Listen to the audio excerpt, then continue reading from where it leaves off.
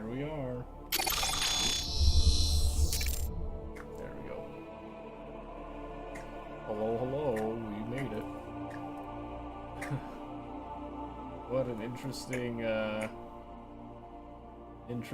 48 hours, more or less, it has been. Yep, I agree, buddy. I agree. So for those of you that haven't heard, Tarkov's done, in my opinion. Huh, buddy? You have no idea what's going on. You silly. Yeah, you pretty silly.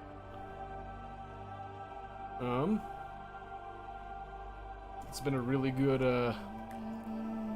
7 years. Tarkov was a very big part of my life since I was 23. Tarkov was a shining beacon of an indie development studio making something unique and interesting, pioneering a field of gaming that had not been explored prior to that point in depth, and making it work very well.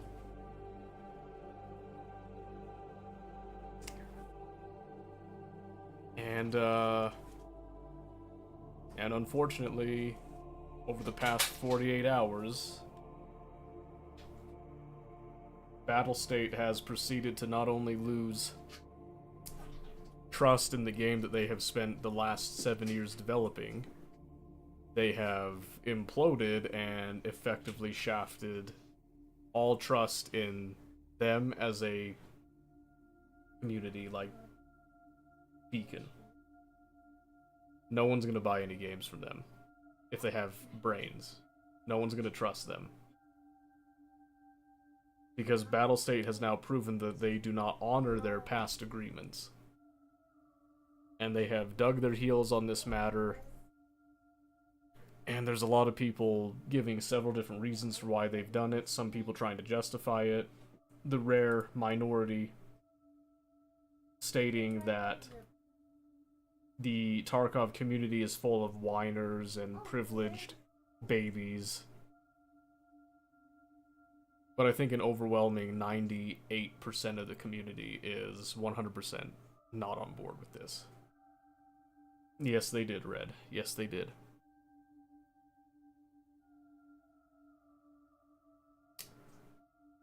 So, I know we haven't played Tarkov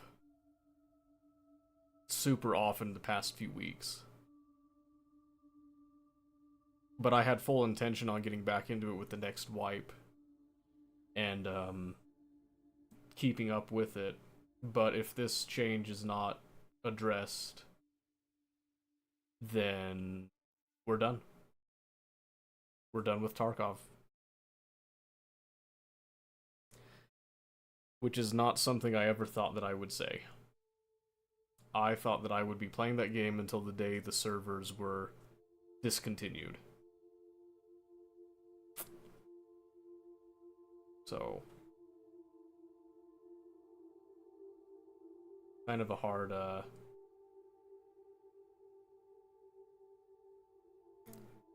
thing.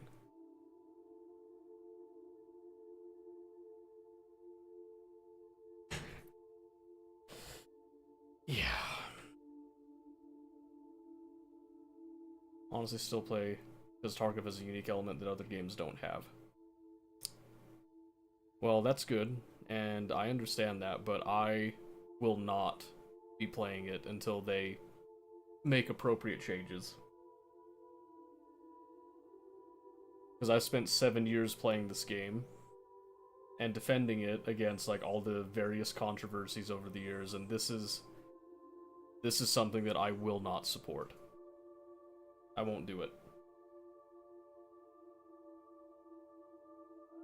Yeah, they need to make money one another. This isn't the way to do it. No, it's not. No, it's not. And I'm of the opinion that Battlestate games can well, I can't use big boy words because there's a child in the room, but battle state games can effectively just pound sand at this point.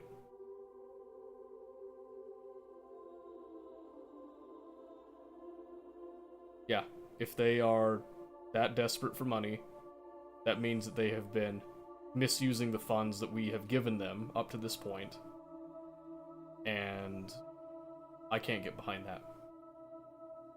Late but made it. Add voice lines, weapons, skins. Too late. It's too late. This is the way they've done it. If they don't change it, then Tarkov's done. And I think everybody needs to gear themselves up and prepare for that. It's done. Nikita's basically saying that he's done with Tarkov. He wants to move on to other projects. But they're doing it in the worst way possible. And no one's going to trust them anymore. So, I'm just putting it out there, as of today, I will not be playing Tarkov. That could change later. That could. But for the foreseeable future, there will be no more Tarkov content here. And that's hard.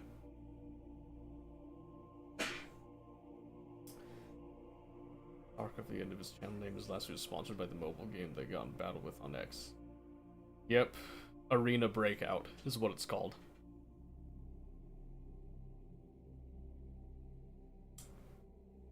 Yeah.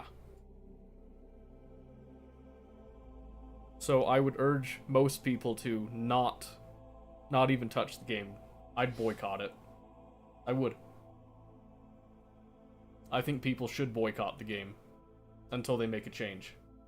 It's the same thing with what's happening with Warhammer right now. If you guys haven't heard, Warhammer had a recent controversy where they were retroactively adding in female Space Marines, which is not okay.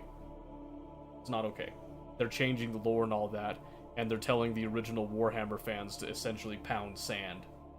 That's not okay. There's a lot of stuff going on right now. And Battlestate was my last shining hope for indie development. And they dropped the ball. So Famous knows very well that I've been a staunch defender over the years. I've gotten into many a discussion with Famous alone over a lot of these kinds of things. And I've always had my counterpoints to why they did something, you know, with PR and all that. And we've had disagreements, but they've been generally, you know, gentlemanly disagreements with that. This is one thing that, unfortunately, I have no way to defend what they have done. I can't. There is no logical way that I can defend this.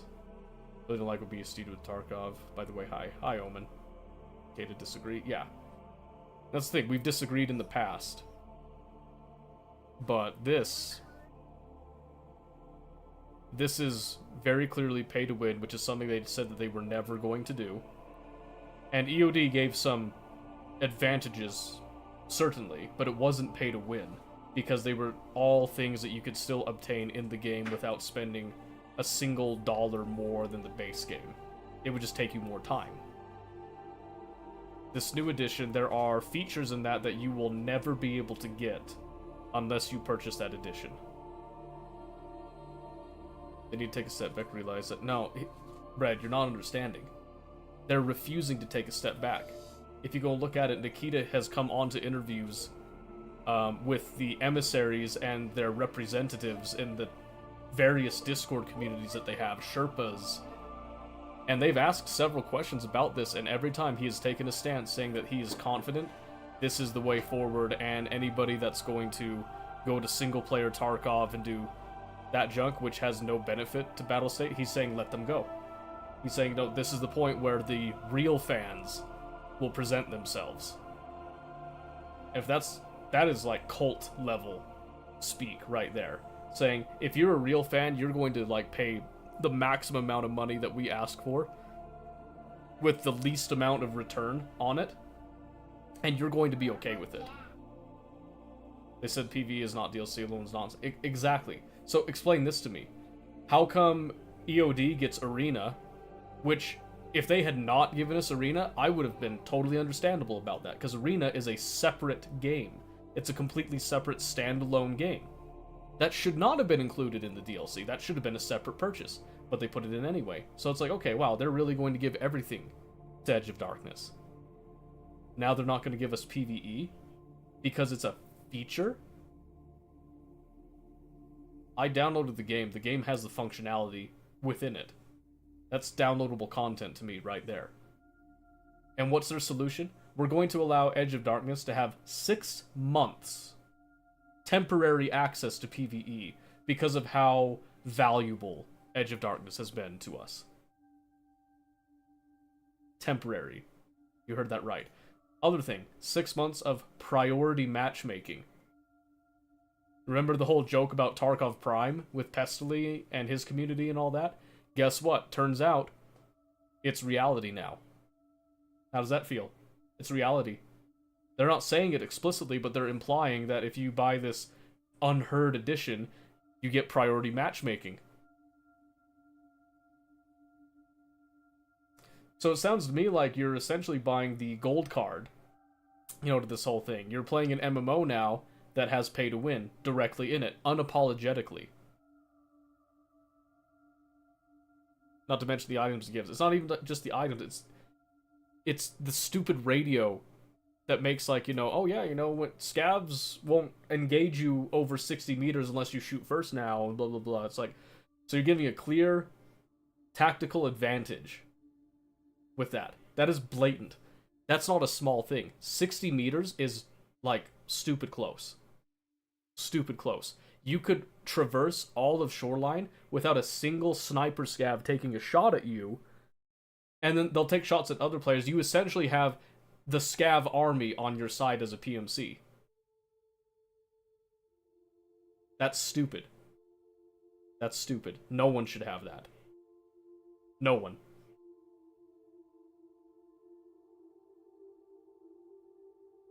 So, I've been ranting to Tia about it, like, pretty much on and off all day, because it just keeps getting worse. Past 48 hours, it's just been constant. Something new. Every single, 2 hours, I swear. I woke up this morning and there was more. I could not believe it. Right now, looks like it's going to be in either PvE or PvP to be able to call in friends. No, that's in PvP. Nope. It's in PvP. So you said it might be. Nope. Nikita came out and said directly, because one of the emissaries asked, how about these, why don't we put these things as only PvE? And he said, because they add interesting gameplay elements to the game. There is nothing interesting about some player in a 5-stack losing 4 of his friends, and then sending out an SOS and getting 4 more friends to come in a wave and all that. How bad do you want to play against a 30 stack of people that you just have to constantly be pumping ammo into killing all of them? You got a big streamer that has thousands of friends. It's a never-ending wave. Never-ending wave. You will never be able to pack enough ammo to deal with something like that. Pay to win, again. So, exactly, yes. But here's the thing. If you continue to play the game, you are supporting that. As of right now. If you go and purchase that edition, you are supporting that right now. Why was the raids full of PMCs? It won't matter. That's the thing. How are you supposed to track that? How are you supposed to track that? How does BSG do anything right now? The resources first part is nothing okay with how they're responding. No, there's not. They're doing stupid stuff. Do you guys know the Twitter account Batterstate Gaming? Hilarious name, by the way. Parody account. They're constantly putting out funny stuff and misinformation, quote unquote, with Battlestate posing to be them and making these funny statements on changes and stuff. In fact, when this whole account thing came out, I thought it was a Batterstate tweet. I had to go look and double check and confirm it was actually Battlestate making these comments. Batterstate then made a comment, and after all this time, they got blocked on X, I guess is what I should say. It's still Twitter. They got blocked on X. And the reason was because they were impersonating. All these years, never been blocked, suddenly they're blocked. Battlestate's PR manager on Twitter said it wasn't us, prey hands and all that. How does anyone expect to be believed at this point? Why all of a sudden now would they get that report going on there? That makes absolutely no sense. Of course it was Battlestate that did that. Of course it's Battlestate that's on Twitter freaking bad-mouthing that Arena Breakout that we were talking about before. Yeah, Arena Breakout made some jokes, saying, hey, all the looter-shooter people that are homeless now, come on over to our game and stuff. And then Battlestate's official account got on and pretty much, took a stab at them and got ratioed hard. Absolutely just blasted. Not personally, I was already thinking not playing it with the newest things. So, this is what I'm just pointing this out right now, I'm making this crystal clear. If Battlestate does not change this, or at least at bare minimum, lower that price to make it more accessible to people. Because $250 is disgusting. It is that is unbelievable. That is unhinged. Because you think about that, $140 I paid for Edge of Darkness. Most people, anyone right now that has Edge of Darkness, you paid $140. To upgrade it, do you get a special discount? Not at all. Do you know what you have to do? Pay a full $100 more for that edition. Costs way more than you did. Yeah, way more. And what do you get? You get pay to win stuff. You guys seen the controversy on it as well by the kukri knife, the melee weapon that you get from it? They were showing in the trailer. Someone pointed out they bought an asset pack. They didn't make that thing by hand. They bought an asset pack that was $7.50. It wasn't even a single asset. It was an asset pack that it happened to be in. They did some tiny little minute tweaking to give it a little bit of grunge. And they're selling that to you. They are selling that to you for $250.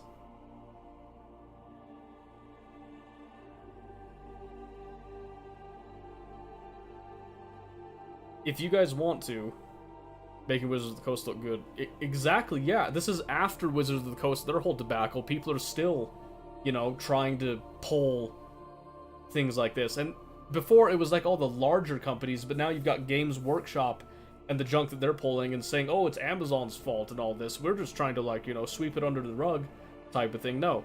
Henry Cavill's threatening to walk away from the show on Amazon, and if that happens, no one's watching that. No one's going to support that. And now you've got... I never thought Battlestate, of all companies, after 7 years in Tarkov, would nuke their own game like this. Tarkov's a really good reaction to boom this happened. Exactly. Tarkov got so much positive feedback from January. Okay? This new wipe, where they had the recoil changes, the armor hitbox, and all that stuff, everybody was like, this is the best that Tarkov has ever been. There was so much positivity. And then just a few short months later, they dropped this. People are still going to play it. That's fine. If they want to reward that behavior, that's on them. I'm not pushing for a refund. I'm not going for a class action lawsuit or anything. I'll keep my game copy. Maybe I'll come back to it. If it's still around. But I'm not rewarding that. There's no way. There's no way. That's not okay. They're gearing this game towards streamers and high-end streamers at that. Yeah, but here's the thing. High-end streamers don't want it either. They don't. Nobody wants it. Nobody's asking for pay-to-win features. Do you know what their whole thing, too? When they were giving, the 6 months, access to this stuff? They were essentially giving EOD some of the pay-to-win features in this new edition as a, we're sorry, but we'll only give it temporarily because we're going to give you a taste of it, then you're going to want to buy the newest, biggest edition and all that. They went from reasonable, misguided at times, but fairly reasonable game company that made some poor decisions over the years, and then overall, would like dial it back and regroup. And they've slipped into the predatory now.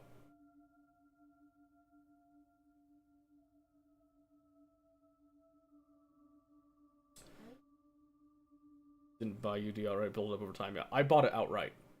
I was one of like the staunchest supporters back in the day. Like how Fallout first on Fallout 76 at a huge discount and then 3-month trial.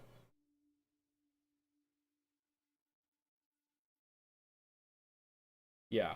But see, that's the thing is like, that's Bethesda. At this point, I expect controversy with Bethesda. I've expected that for years. You know what I mean? And Battle States had some controversy, but this is... Most people have 250 to just drop like that. No, they don't. Most people don't. And consider this as well. That is so heavily marketed towards North America and, like, Europe. So anywhere else that you want to play this game, like, that's crazy expensive. Worse, even. Think about that price in Russia. Battle State's home nation. $250 in rubles? Do you know how expensive that is? Do you know how expensive that is? That's like months of like monthly payments on a lot of people.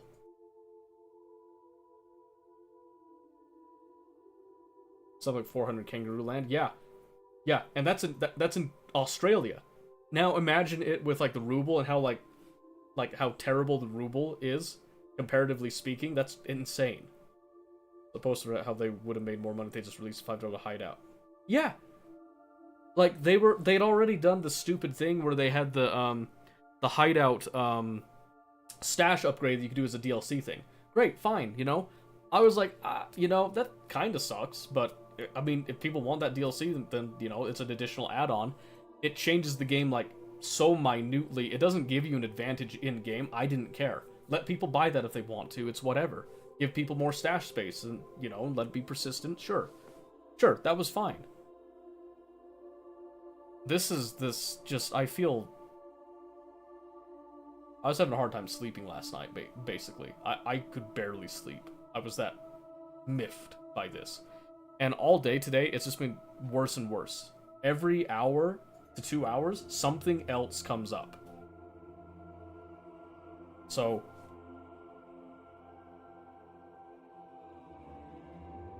it sucks because I was gearing up to start kicking off YouTube again, and it was going to be focused on Tarkov content again like it was in the past. I can't now. In good conscience, I cannot. I have to find something else. Like, this is a huge inconvenience on so many levels. So, anyway, I had to get the rant out there. And I also just wanted to, if anybody had any questions that hadn't heard about this whole thing, now's the time to ask them. Because once we start at Manor Lords, I don't want to even think about Battle State for the rest of tonight. So if you got something you want to say, something you want to ask about, now's the time. Let's just get it out of the way, clear the air, so to speak.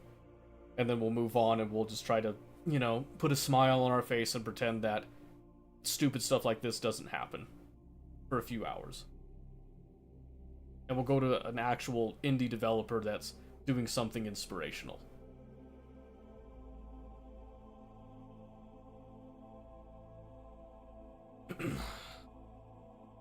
Sounds to me like you need some nice therapeutic killing of communist robots. So, not tonight. We have been doing Helldivers quite a bit recently. We're actually doing, we're doing Manor Lords tonight, is the plan, for a few hours, so. And I'm hoping to have my new processor maybe by next week or the week after, so that we can stream Helldivers without having performance issues on OBS's end. And then we'll be probably diving into Helldivers way more often than we have been. Because it is a fantastic game. So have patience. We have been doing Helldivers and just kind of biting the bullet on the performance, but I was looking over the VOD the other day, and it's rough. What did you go with? I haven't ordered it yet. So, come Monday, I will let you guys know what I fully decided on going with, when it's actually on its way. Maybe Moo will make an extraction shooter after Factorio 2.0 now. I doubt it. That's the other thing, is I'm excited. I'm glad that Factorio 2.0 and the Space Age is coming out by the end of this year. Because I'm going to dive into that. I'm going to be obsessed with that for a long time, which is why I'm trying to stay off of Factorio and not get burnt out with it. So, strike while the iron's hot. There's too many competitors in the scene now. Somebody else is going to take up the mantle. And again, this is all hoping that Battlestate opens their eyes, sees the light, realizes they made a mistake.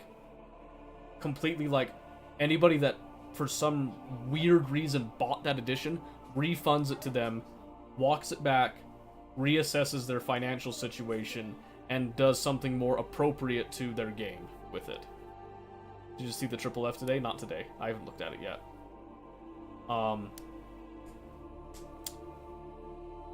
But yeah, I'm still hopeful that Nikita hasn't gone full Palpatine on this. But it is so hard to have hope and faith at this point. Especially with the way that he's been acting. He is acting like this is a totally normal thing, and he's like almost... He's almost low-key gaslighting with some of the stuff. Like, I don't have it pulled up here. I had it on my phone, but...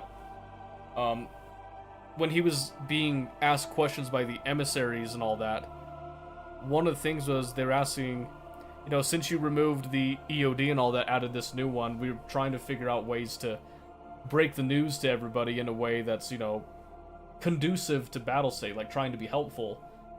And what are your thoughts on that? He pretty much just like, huh?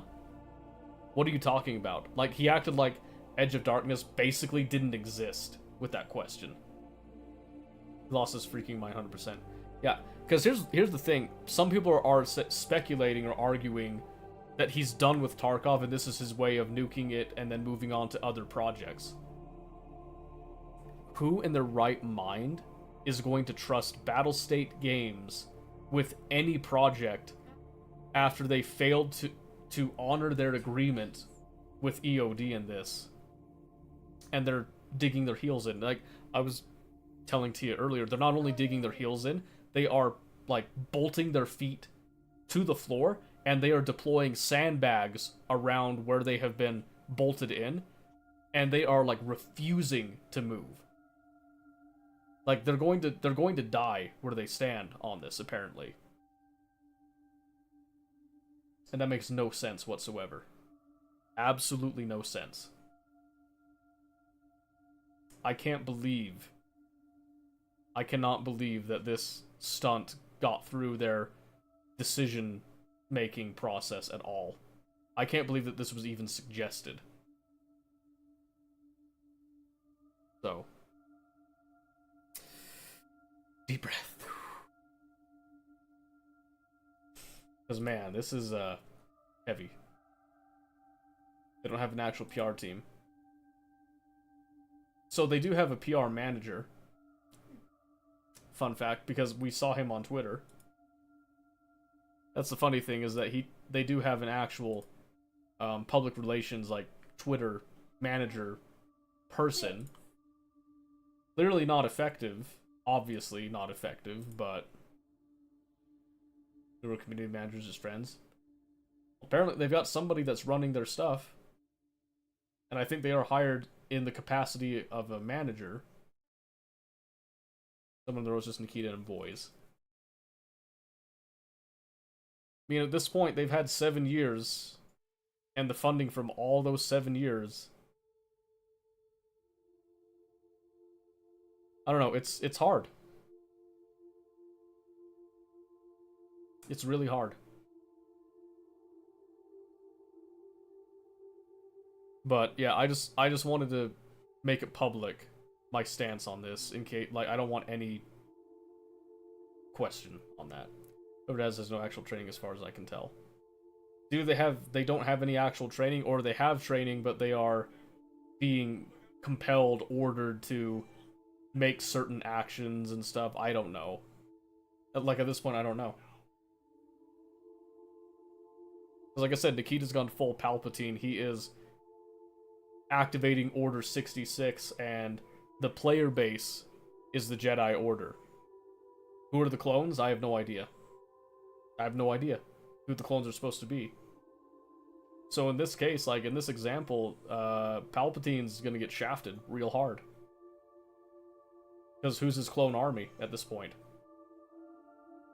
Order 66 was better thought out. Exactly, this is a poorly executed Order 66. What are you gonna do? I don't know. So for me, this is an incredibly frustrating and sad day. Because I've spent 7 years playing that game. And defending it. And supporting it. And there's a very distinct sense of betrayal with it. They need to do something to fix that. And the temporary access to PvE is, no, that's unacceptable. That's nothing that anybody wants. Where's our Bad Batch? Yeah, I don't think we're lucky enough to have a Bad Batch. Unfortunately. So yeah. Okay, last call. Any clarification, any other points we want to bring up before we move on? This is the last call right here.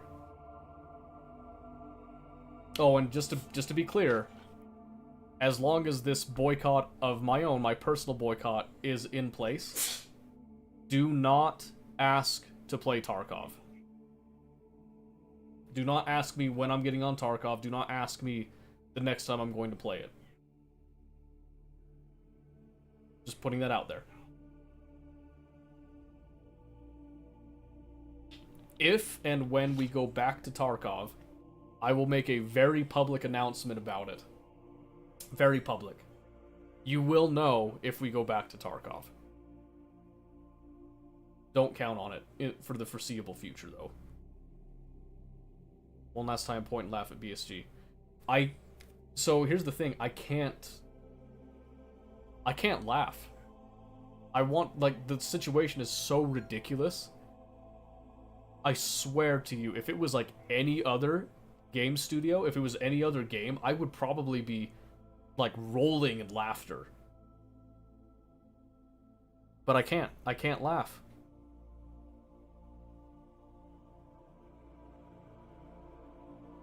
Because there's a lot of trust that went into that. That's just... This feels worse than what Battlefield did with Battlefield 2042. And that's saying something, because I lost so much money supporting Battlefield on that one. Like, to put it in context, I paid about $140 as a pre-order. About the same what I did with Tarkov. Do you know how much time I have in 2042? You'll see right there. I've got 21 hours for $140. I lost so much money in comparison. Versus Tarkov, where I have like 3,000 hours for my $140. And I feel more betrayed by Battlestate than I do by freaking, Battlefield in general now. Let's hope for an Ark, Fallout, No Man's Sky deal. I want to hope, I really do. But I just don't see it. Everyone's feeling scammed. They should, because they are being scammed. This is a huge scam. This is the greediest, most cash grab thing that you could think of. Everybody should be furious about this. Everyone should be sad watching their trusted friend, which is Tarkov in Battlestate, being treated this way. Nikita's essentially holding a gun to Tarkov's head and is threatening to pull the trigger. In fact, in a lot of people's minds, he's already pulled it. He's already shot Tarkov. Pestily came out saying that he doesn't think that Tarkov is dead because of this. He thinks that people are going to still play the game because it's such a unique game. But I think he's failing to realize that it's not about the money. If Battlestate needed money that bad, there are so many people, myself included, that were totally willing to fund Battlestate games through, like, other means. Supporting them. This isn't about the money at this point. The money is not a good point of it, but it's a smaller factor compared to the overall message that this package is sending. Battlestate went back on their word and their original vision. Battlestate is out of touch with their player base. Battlestate does not care about you anymore. You need to accept that. And if you're okay with that and you want to play the game after that, that's fine. No judgment from me if you want to do that. But I refuse.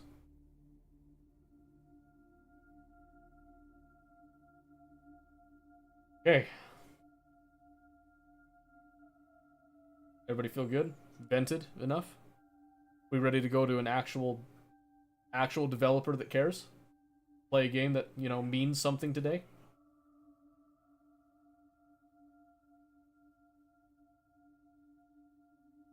Murder some knights or something? Well, it's not really murdering knights, so to speak.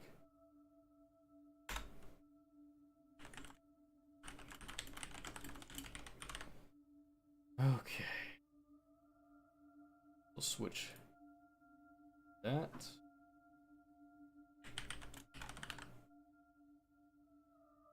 We're now moving on to Manor Lords. Okay. So just a reminder, from this point forward, we are not talking about Tarkov.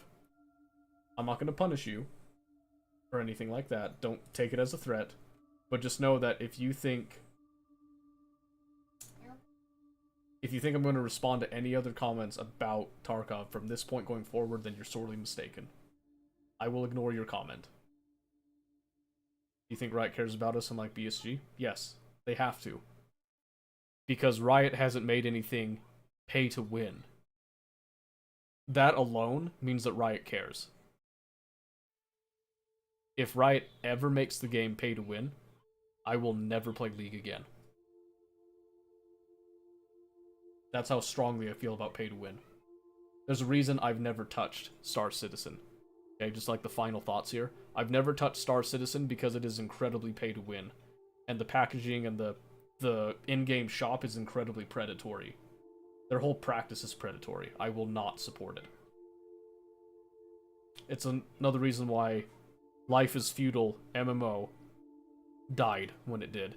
Someone's trying to revive that, and they haven't changed the pay-to-win aspect of it. I purchased Life is Feudal MMO. My key for that game is invalid. I would have to repurchase the game on a subscription, plus deal with pay-to-win. Never. Riot and Wizards of the Coast doing a better job of their community. Bethesda, and it just works as better. Yeah, for all the hate that I give Bethesda with a lot of their practices, I cannot deny that Bethesda also knows how to roll it back. Make a comeback off of a lot of the stuff. I do think that Starfield was a huge middle finger to their community, and I think it was an incredibly lazy implementation of theirs, but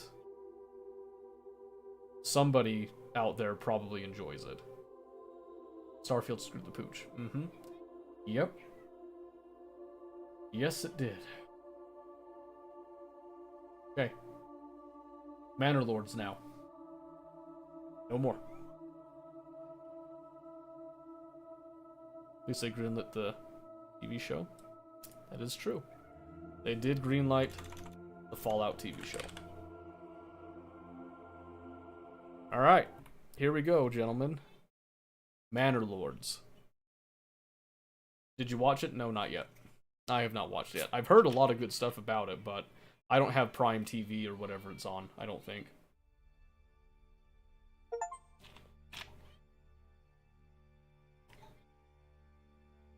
Isn't that a coincidence? Manor Lords has been under development for 7 years by a solo developer. If that's not Providence right there, I don't know what is. I understand. I'm gonna adjust the audio just a little bit. You're not huge into Fallout in the first place, eh? Now, I like Fallout, don't get me wrong, I actually really like Fallout. I've played quite a few of the Fallout games in the past, it's just trying to make my move and try to get into watching the TV show if I don't just have free access to it. Plus, I have to be careful what I watch around kids. I'm guaranteeing that that Fallout, the TV show, is geared towards adults, I would imagine.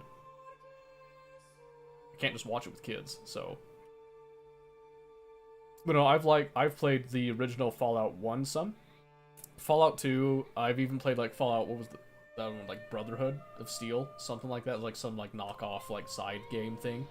I played Fallout 3 to completion. I've played Fallout New Vegas. I love New Vegas. Huge fan of that one, by the way.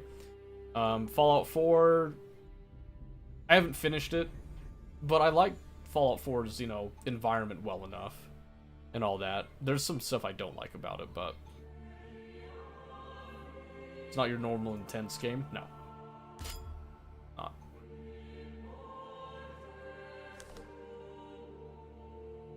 Christina.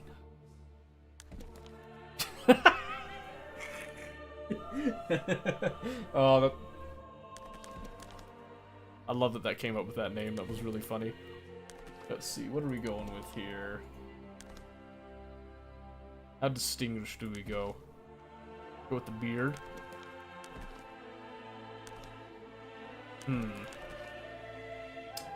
Is the audio too loud, by the way? I'm looking over it, it seems fine. I adjusted it down a little bit, but if I gotta turn it down some more, I can. We're gonna spend a lot of time on this coat of arms, by the way. Let's see, what should we go with here? Oh my word, there's actually a lot of options. Holy moly. Let's start with the primary color. Let's go blue. Ooh, yeah, we like blue. Good for you? Okay, we'll keep it then. Go blue. Oh, yeah. Oh. Ooh, that's... Alright, let's see. Ooh, that could be good. Do like a flower feel.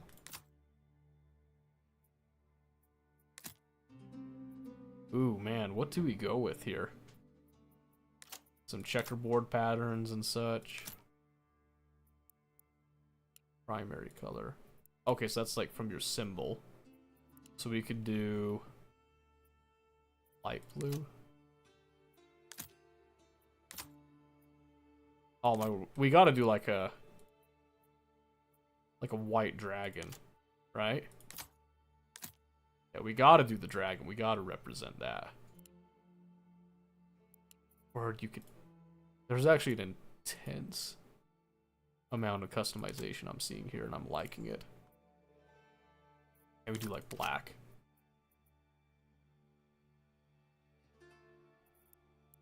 We could do like I don't want it to be like too subtle. Oh, okay, yeah, we do like various shades of blue with it.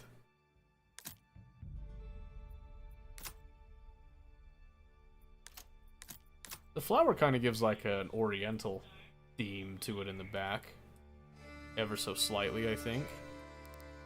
Oh, you can adjust the scale? Oh, what?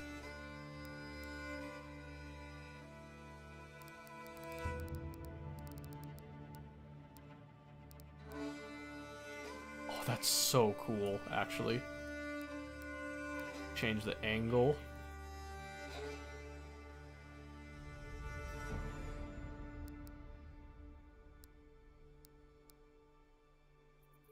What do you think? Kind of like that one. And now the red's like too much. Like a black outline just to give it like a clean. I kind of like that actually. I actually really like that. Let's see. Let's go. Yeah, let's go with this one. This is refined. We'll just go with like Seto right there. I'm gonna save that. We're saving that coat of arms right there. That's pretty baller. Wait a second. Oh, oh, there's even more. There's even more. I apologize. Riker spamming in the background, but that's okay. What? Okay. We're just gonna stay simple for now, but I like that I can go as deep into that as I want. I could spend hours on that. Okay, so what we're gonna do is... I think this is the default. Right here. So we're gonna go with like the default settings here. AI opponents. Yeah, I think I'll just... My first game, I'll just do default settings. We won't change anything here. Early access map. Okay, here we go. Let's give it a shot.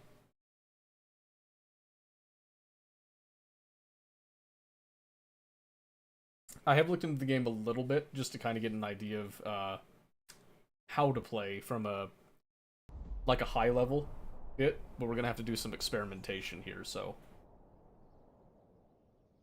Ooh. Okay. It caught up. Okay. New message. Let's pause real quick.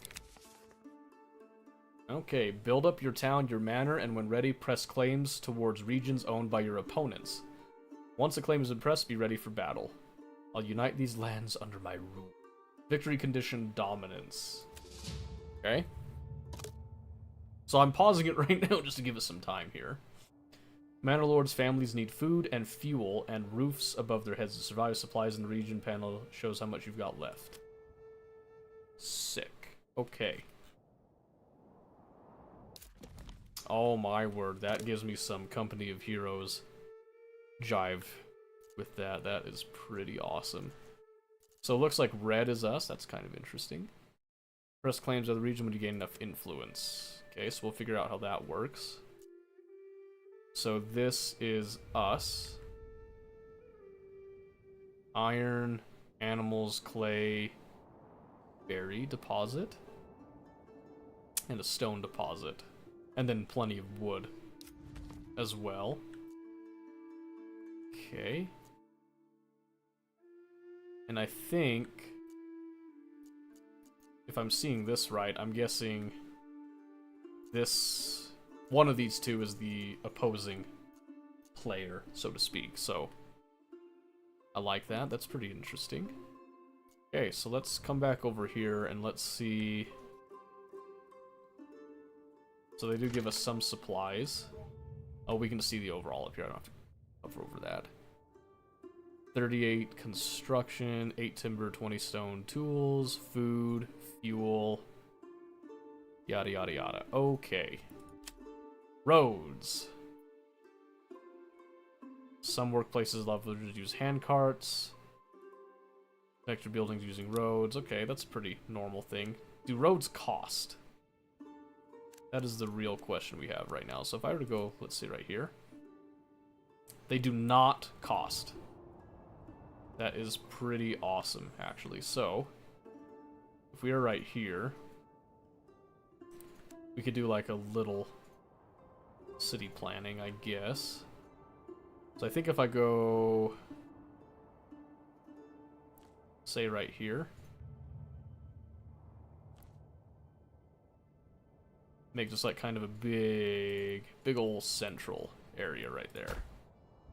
Yeah, I like that. And then I want to be able to get access to those berries. I think those will be important. So we're gonna have a road right there. And I am actively not removing as many trees as I can because I want I want that building material. So, stone and iron. Then plenty of trees. Getting a lot of screen tearing on my end. I wonder if that's just my monitor being stupid. I think it is my monitor. It's lame. Okay. So let's see here. So roads, construction. Woodcutters Lodge versus a logging camp. Oh, okay. Woodcutters Lodge is for firewood specifically, so. Saw pit for the planks. Forester's hut. Oh, okay, so I have to think about replanting. There's the hunter's camp. And a forager hut. Okay, so. Fertility. If your region has weak fertility, consider setting up trade early. Ooh, okay, so I have to think about that. Okay, so I do have to have this. I'm guessing I have to be relatively close here, so try to not uproot too many trees. We'll go like right there. Unassigned families work on construction. Yeah, so that was one of the things that I did figure out, was that there is a mechanic with assigned and unassigned families. I'm just gonna have a road go like right. Got it, thank you. Right there. Yes, that preserved the trees on top of it. So, timber requires oxen to be moved. Villagers will automatically get the ox when they need it. Okay. Excellent. So we'll have that set up, and then we'll want to do a logging camp. And I think for now we'll just go probably right here. Well, I think we'll just go right here with the intent of trying to just harvest as many of these trees as we can and then clear out some space. And let's see, residential, what do these cost? Verdigut's plots just cost like 2 lumber. Drinking water and enables firefighting. Homeless tents, okay. Alright, I'm gonna go with that. So this is one of the things with it, is that it does take time for people to make stuff. You can hear them talking too, that's actually really interesting. And they do indeed use the oxen to transport. Oh, the sound design. Listen to that.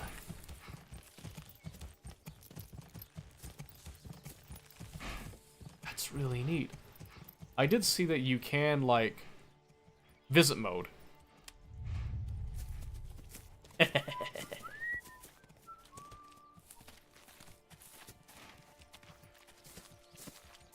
Oh my word, okay. I know this is purely, like, just for looks, it doesn't serve any purpose, but this is really cool.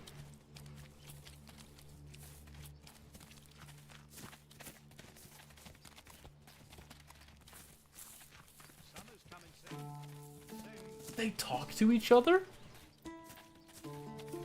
You can see them, they're going to flatten ground. What? I'm going to sink so many hours into this, I can already tell. They feel so alive. I want to go in the forest. I want to see them build the forager hut, actually. Wait! Adam, come back! I want to see! Mind the low-hanging branches here. Dude, my shoes have drip, by the way. I love that.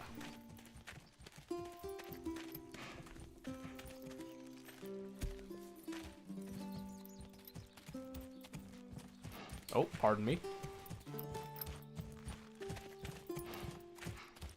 Oh my word. That's so cool. And I hit escape, just instantly gets me out of it. Yep, so change the game speed if we feel like it. We'll take it slow for the beginning bit here. We got the logging camp there that we'll just let them construct that, the forager hut. And we only have the one oxen, so Fresh start for me and me own. that does seem like that will take some time. And the ox seems like they can only transport one log at a time. That's kind of annoying, but I think we can work with it. Exposed goods. Oh, right, storehouse. So, we want logistics, I think. Yeah, storehouse. Okay. So, we'll go with a storehouse right here. Try to get that stuff out of the weather. Send receive goods between this. Oh, right. How do I look at... Oh. Oh. Ha ha ha. I like that I have an overlay for all this. Flax fertility, barley fertility. Oh no. Oh no. Okay, we can clearly do rye over here. Smell and fire hazard. Okay, we won't worry about those. So barley is a no-go, basically, here. And flax, I think we need flax for, like, clothing. I have no clue what emmer is, I'm gonna be honest with you. No clue what emmer is. But rye, I think rye is what we use for bread. I'm pretty sure, I'm hoping that's what it is. So it looks like trade will be needed. We do have these animals over here that we can process in a bit, but we're gonna try to get berries first. So let's see. So how do we... Oh, that was the wrong one. Oh, another message. I have heard of your renown. I only seek to defend my rights and my honor against those who would wrong me. I hope you will not judge me by the rumors and slanders that some may spread about me. Signed and sealed by my own seal, Hildebolt von Bernurte. Oh, right back. You have no rightful claim to Selbitz and Holfeston. I require silver. Your time has come. Well, I have no army, so I don't think I'm going to do that. I think we're just going to not respond. I think that's a fantastic idea. Let's just pretend that the letter never arrived. So we got a hitching post.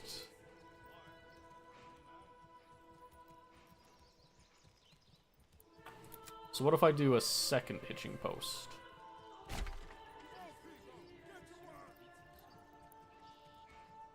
Does it just give me an ox, or do I have to, like, request another ox? That's actually a really interesting idea. So a settler's camp, which I think... That's for settling other regions. Trade... We're gonna need to get more timber for that. There's 6 timber right there. How come this is saying we only have 2 timber? Maybe the others have been, like, spoken for, is what it is. That's got half. Okay, so we've kind of spread things out.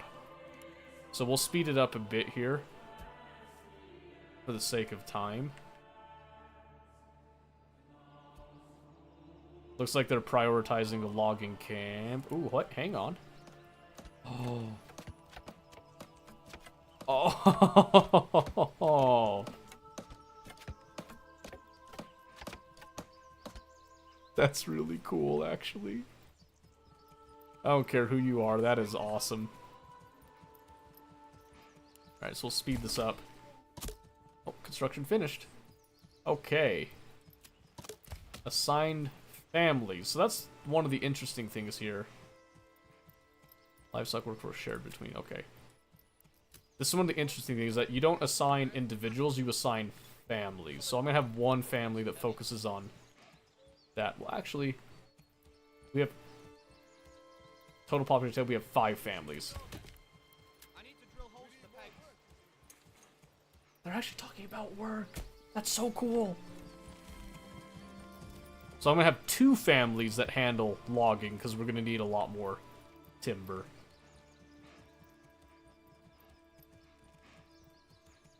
Need to be moved to a granary. Oh, okay, granary. We do have some stone for that, so let's just do a granary right there. We're gonna try to make things kind of centralized while we're learning things, and hopefully we don't just immediately die doing all this. But that's all the timber available, it looks like. So we're going to speed this up and... Okay, so there's the storehouse.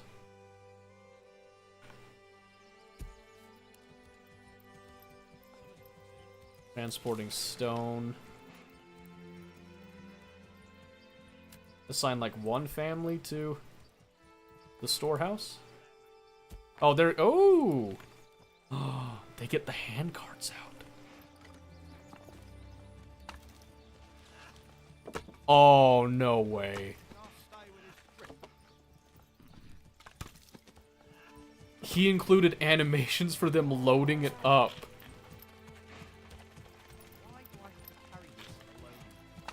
That makes me unspeakably happy.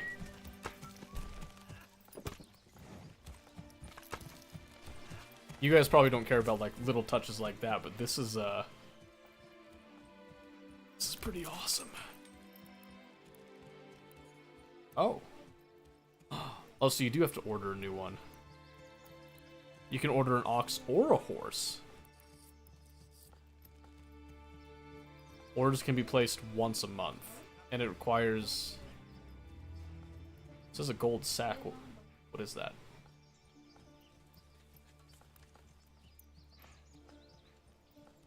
We have nothing in the treasury. Do I have to just like... Do I have to buy it? Is that what that is? What if I click on it? Okay, families requests market area for their stuff. Okay. That's right. This is one thing we have to do. On a trading post. Farming, residential, is it logistics? Gathering. Okay, I need to figure out where the market stall is. Manor, settlers camp, trading post, industry, bloomery, smithy, holy moly. Farming, farmhouse, field. Oh, there's the marketplace. Okay. So what I'm thinking here is we'll go...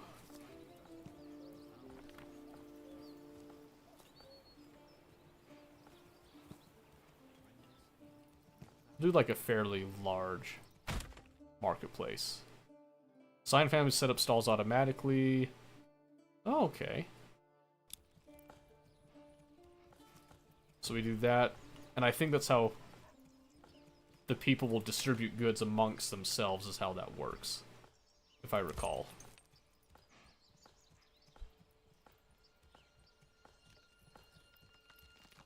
So then we'll have that granary. So then I guess if I do... So we do have more timber, so if I go for residential...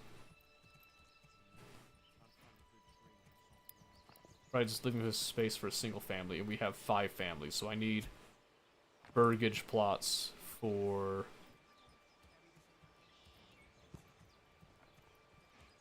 Let's see, let's try...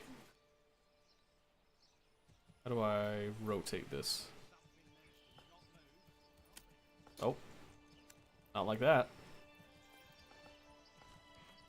Oh, I clicked on road, apparently. Pause.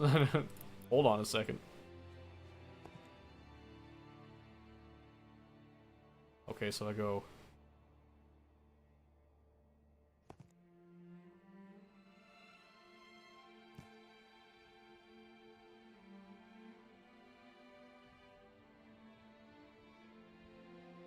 Okay. So I'm getting a little crazy there, apparently. So I need to have reasonable expectations. Let's go.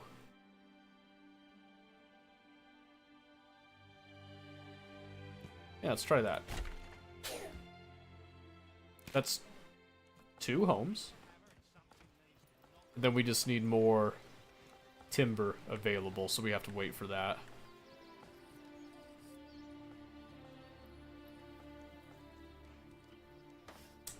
See them cutting down the trees. It's so cool. Construction finished. Firewood stall. Oh, from the storage, I guess.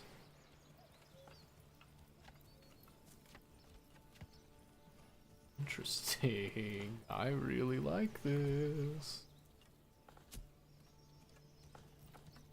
And you can see them storing stuff there. Once the granary's done, I'm assuming that they'll help move things over there, or do you have to assign families to the granary too? Oh, you could change the priority of construction. Interesting. I didn't know that. There we go.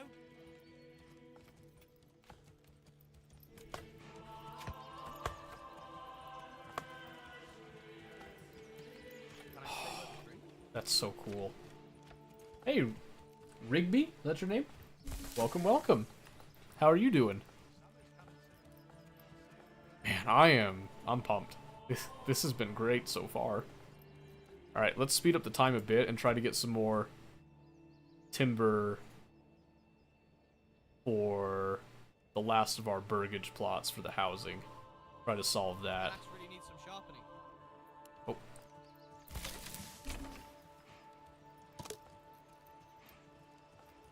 I don't know how many assigned families I have left, so I think we need to do one there. Okay. So we got 4 timber. Is that enough to do 3 more burgage plots if we come like...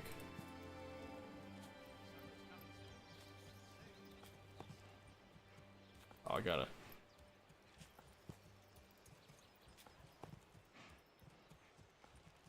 We need 6. Okay. I'm gonna speed up time until we get 6.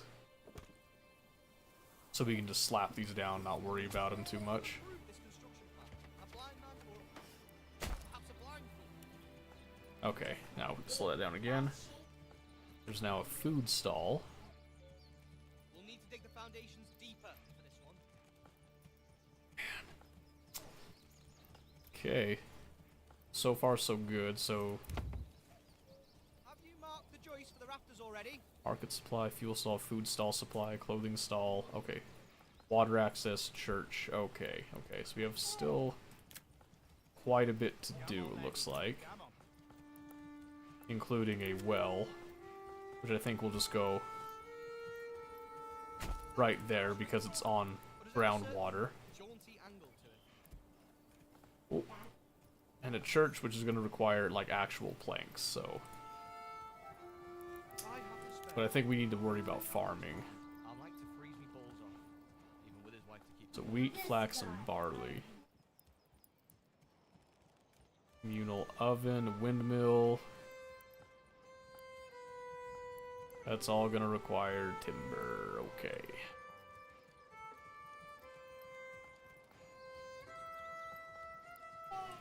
Where does this field go? Region focus on farming. Consider spending a development point to unlock heavy plow, which allows plowing much bigger fields more efficiently. Check fertility. Okay.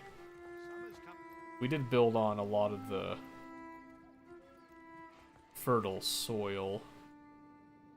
Well, that's for Emmer, actually. What was it? Was it rye? Yeah, we still built on quite a bit of it. So hopefully we have enough food to last until we get that going. So we'll speed this up a bit here. The logging camp is making progress there, which is nice. Family members join one of the settlers' burgage plot level 1. Okay.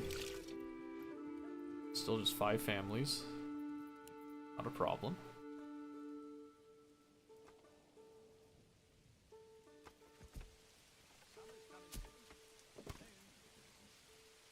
Okay. And approval right now is going down because of the homelessness, but we are actively fixing that.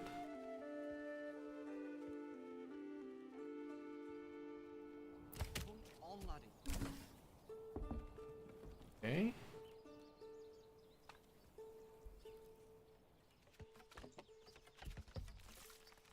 So there's a food and a firewood stall right there, which is nice. Okay, so once so that is done. So that increased our settlement level. Approval needs to be over 50%. Armament delivery. Okay, strong militia paramount to the survival of any settlement. Luckily, shipment of weapons has just arrived. You'll now be able to create your first militia banners to serve you and protect your people.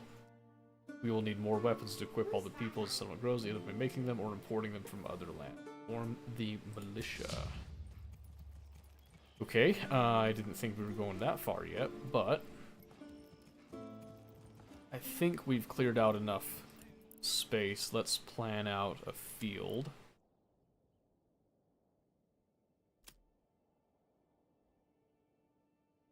We're just gonna go probably just right here.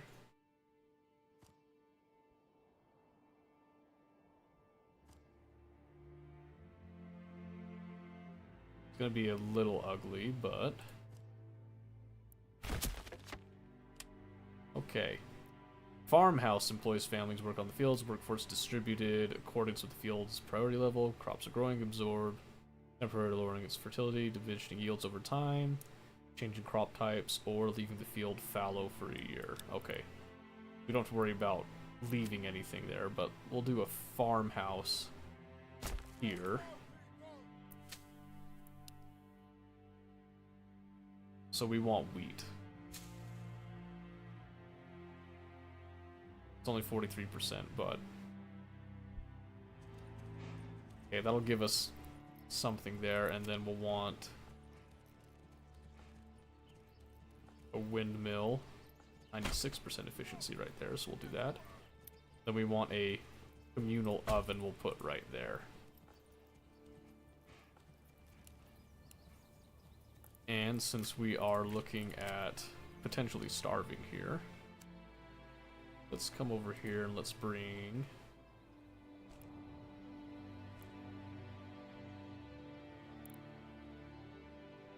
do that. And we're going to construct a hunting camp right there.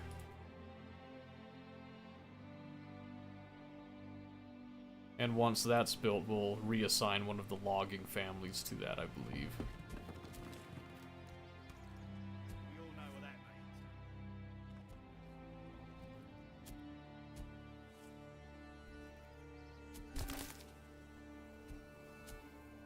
means. Oh, we finished the forager hut, apparently.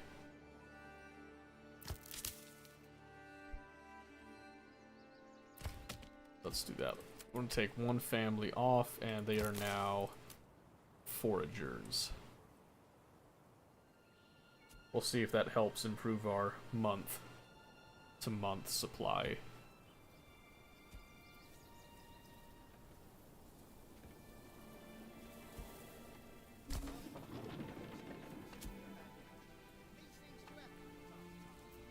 No population growth, approval low. Okay, it is going up. Oh, and here we go. Specializing region. Unlock development branches to enact policies. Need to raise your administration level by building administration. Okay. Forest management doubles capacity of all berry deposits. Beekeeping. Trapping. Foreign suppliers. Okay. Heavy plow, sheep breeding, orchardry for producing apples. Okay. Or industry, one of which is basic armor making, which enables the production of helmets. Enables production of mail armor and plate armor. Converts all inhabitants to artisans, locking them from being assigned to other jobs. Okay, maybe we hold off on that for a bit, so that we don't shaft ourselves too early.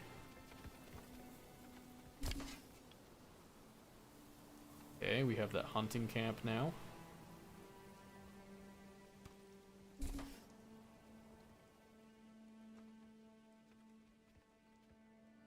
Okay, so right now it's not food, it's actually fuel.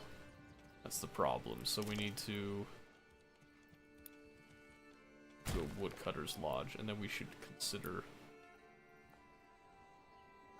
a Forester's Lodge as well.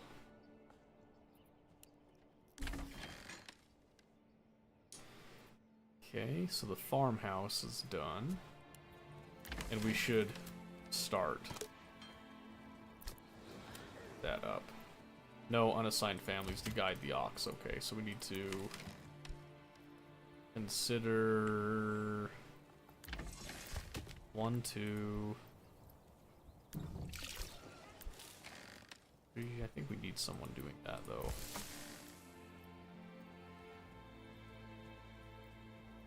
Yeah, we don't want them to lose out on that market stall though, so let's we have enough food. Let's take away from that. And we'll just kind of fill in as we get more families, I guess. Market food variety. Did help our popularity some, so that's good. Let's see.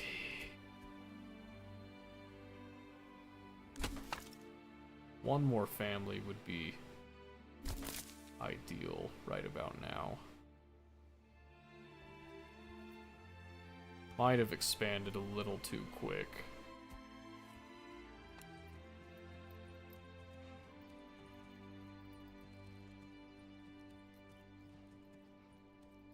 Okay. So we should be getting a population growth now with the morale up, I believe.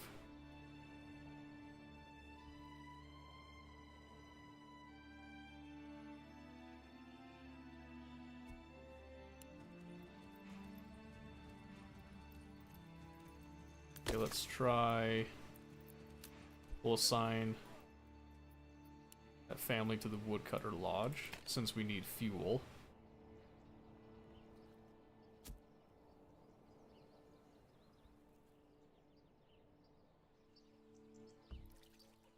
And my hope is to assign this family for farming to get the field cleared out and ready.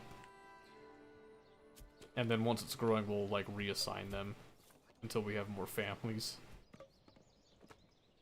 Okay, so now we're getting enough fuel there. New mercenary companies available. Interesting. Form a militia. We have spears and we have shields. So we do have a means of defending ourselves, if nothing else.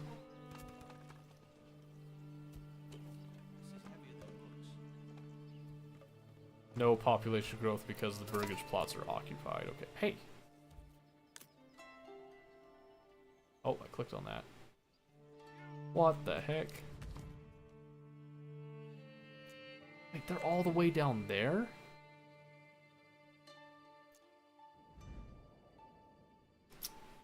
Do I form a militia, go down and, like, knock them down?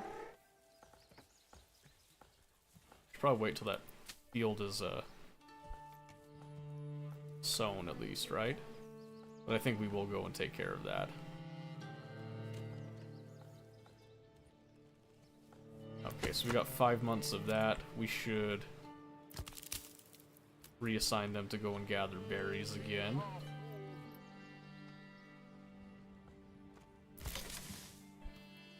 So keeping that all in mind, let's try this militia forming here. Male villagers will be evenly distributed. They'll then try to find the required equipment. After bringing all necessary equipment, unit recruits are marked as ready to rally. Only then will be able to rally your unit. Okay, so I click on that. And it takes all of the male individuals, I guess.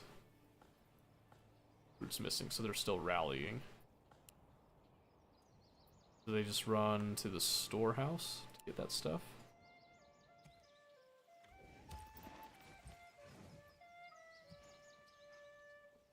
Trying to see if they...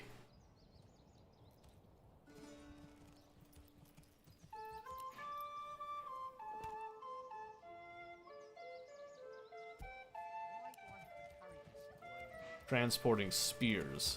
Oh, okay.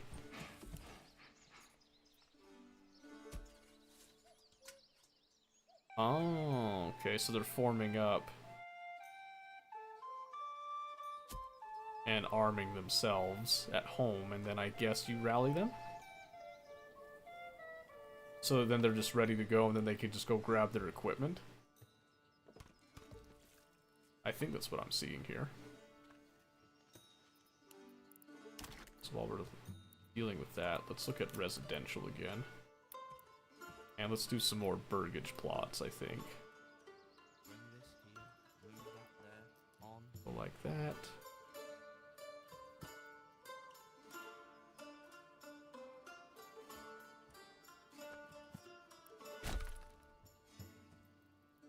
Sure. And we'll see if we can't grow a population off that.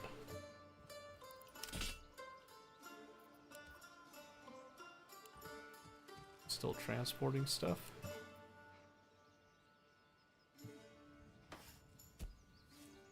Unassigned families needed for construction work. Okay.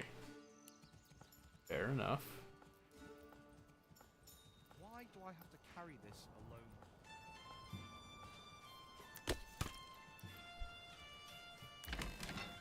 Don't be shy, good sirs and Okay, so now we can unassign them because they've sown that field now, I believe. And they can focus on construction. Still says recruits missing. Hoping it's not the case. Alright, so let's say...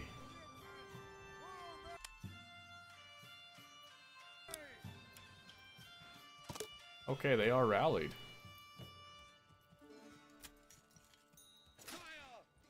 Okay, and then let's have them run down this bandit camp. There's 10 of us versus... Oh, there's way more of them, actually. Never mind. Yeah, never mind. Yeah, never mind that. Go back to your, daily lives, gentlemen. We're gonna wait till we have more men.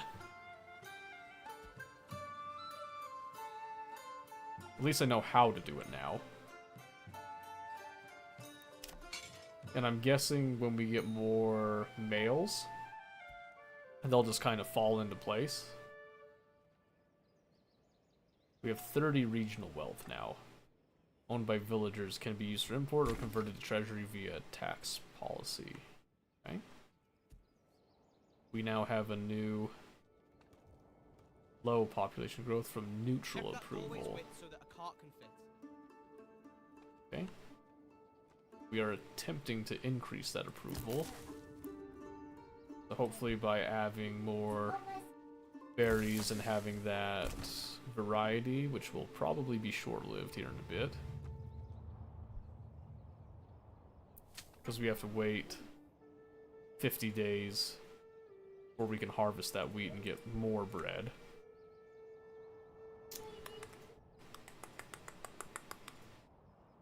Okay, oh, we have living space. Oh, that's just how many families we can accommodate, not how many we currently have.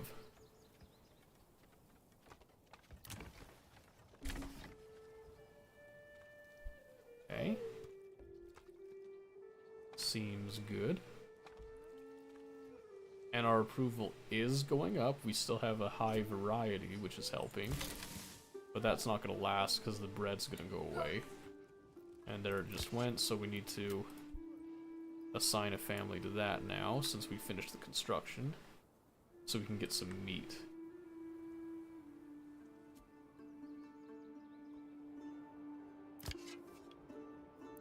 Hunting limit of 10. Okay, so we can set it so they don't overhunt. That's good.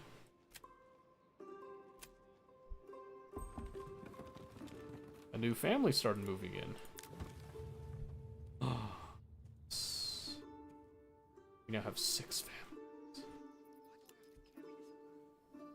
Excellent. We need more. More. Family members join one of the settlers. Okay, Okay, so we are increasing in the number of people that are available. And we do have another family that we can assign. We'll probably leave them unassigned. They can just do like odd job type of things for a bit. We have 19 months worth of food. So we do have to actually assign them as a woodcutter.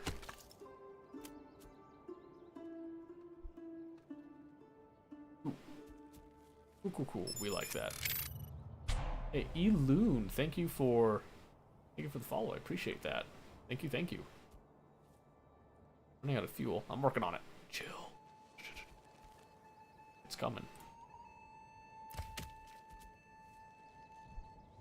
Okay. We have plenty of timber now. I think we're okay. Hello, sir. Hello. Hello, hello. How are you? Game looks interesting. I know, right? It's actually really fun.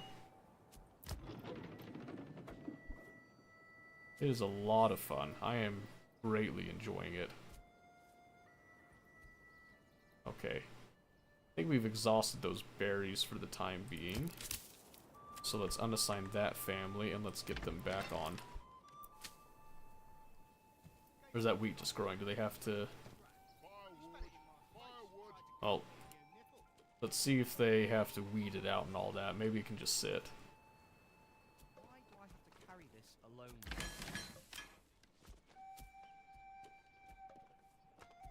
Oh, they're just waiting. This is heavier than it looks. Okay. So we don't need to have them assigned, so we'll just unassign them. For now. Yeah, it's a lot of fun. I've actually really been enjoying it. More than I thought I would, as a matter of fact.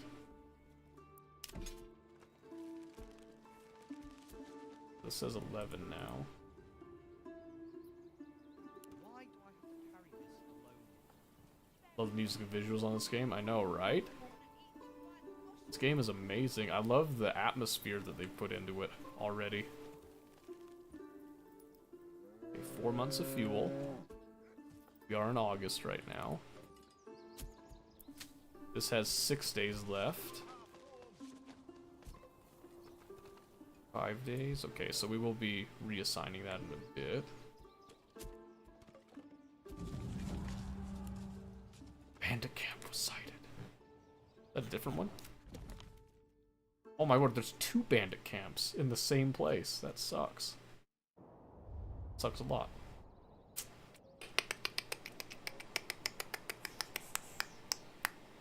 Yeah. Interesting. Very interesting. What's MSI that's being advertised as low right now? Mid-season Invitational. It's a championship series. Mid-season. Go figure. It's actually a really good time. I haven't been keeping up on it super much. I'll probably catch up with it eventually here, but... Yeah, it's... League doesn't just have a championship series for, like, Worlds. They have it kinda, they have a bunch of them throughout the year. So, currently, it's the Mid-Season Invitational. All teams throw just certain regions. I can't remember. I think all regions participate in, or they can participate in it. I don't remember off the top of my head. Recent 30 days none. We haven't had variety? Talk about, there's plenty of variety. Alright. Wait, what did I click on that turned them all red like that? First year I've been trying to follow any of this? Really?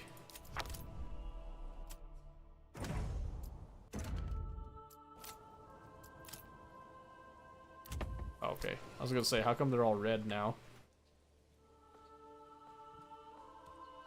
Oh, thank you for the saving there. Anywhere else? Alright, keep speeding this up a little bit. I think I only have 1.5, maybe 2 years in LoL. Really? I thought you had a little bit more than that. I can't remember when you started, though. Yeah, we have 14 men now.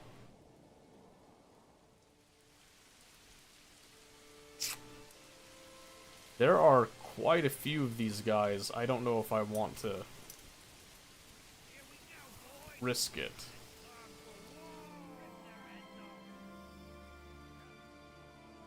Now you can raid someone. Kind of. Thing is, I have to be very careful because if any of my men die, they don't come back to work the fields or any of that stuff. Oh, and speaking of fields,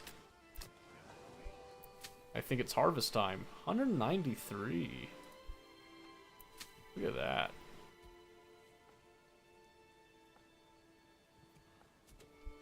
So we should see families go and harvest it now that we've assigned it. Yep. There we are.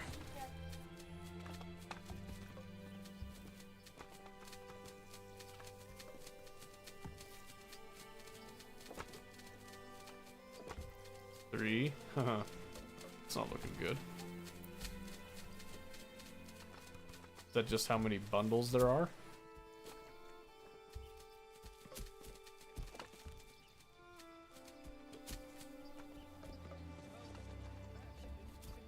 Okay. So they gather that up. And then I think I have to assign a family for the windmill. Farm Sim, Age of Empires all in 1A. It's actually a mix of quite a few games, including like Total War elements. When we actually go after the bandits, you'll see some of that, but it is first and foremost, as it's been told to me, primarily a city builder, city planner game, not an actual Total War competitor or anything like that. New family moved in, yes. Excellent. We're gonna assign them to baking for a bit because we're not... Here, we have enough timber, we're gonna stop the logging for a bit. We have 8 families, space for 9. So, let's go ahead and increase our burgage plots here. Do something truly horrendous. Truly horrendous with the planning there, just because we can. And again, we're getting resources stolen by bandits. We are hoping to fix that. We have 16 men available now. So I'm increasing the amount of housing that I have available, trying to encourage more families to kind of hop on. No bread's been made yet. It's interesting. How come they're not milling?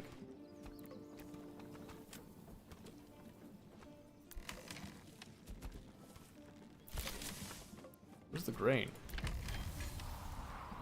Right here.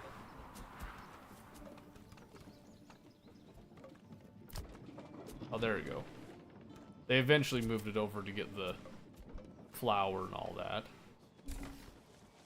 Okay, things are moving forward with that now.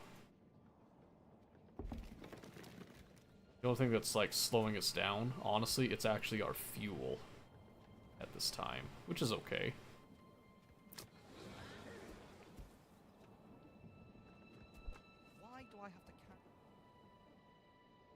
Okay, so the hunting camp isn't allowed to overhunt. They've already reached their limit, so we'll pull them off of that.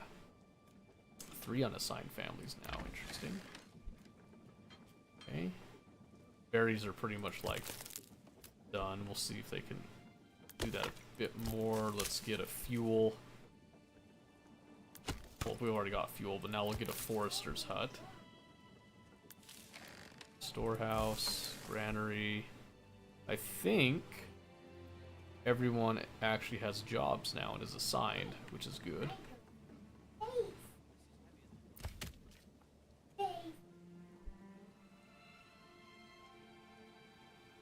Okay, we're looking pretty good there, as far as I can tell. I think we've got 18 men. I think we're ready to take on a bandit camp now.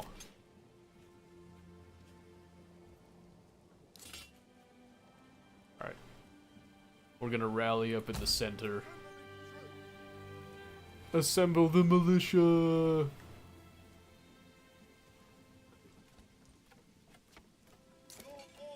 Okay.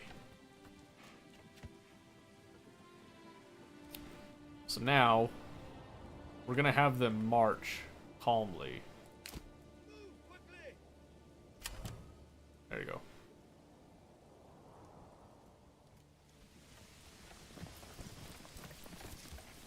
Look at them go. The men of the village. Godspeed, my gentlemen, Godspeed. Okay, so we'll have them walk in order to maintain their effectiveness. Oh, that cohesion is interesting. This is a long way to walk for this, so... we're gonna speed this up, we'll see...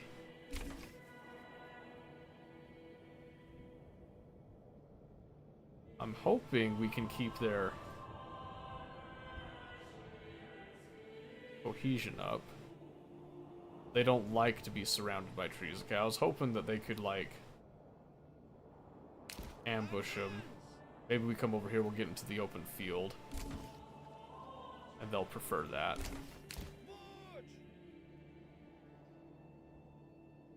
Okay. Cohesion's probably because they are just moving a lot. So we can improve their effectiveness here.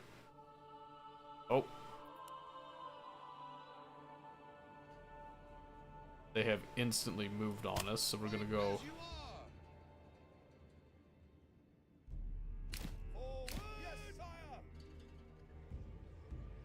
There's a freaking hill right there.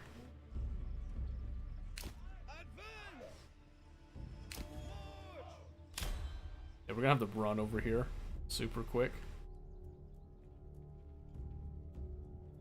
And we're gonna do like a stand your ground type of thing.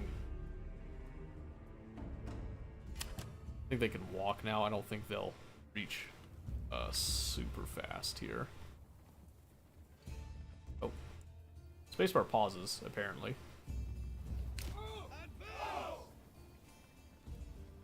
Okay.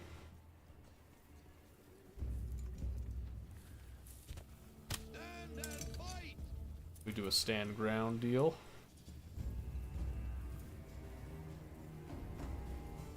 And here they come. Their effectiveness is 105%, ours is 114% with cohesion up.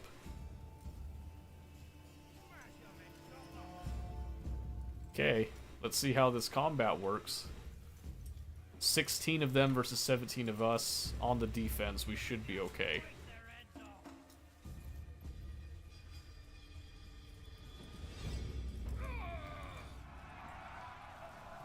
Here it comes.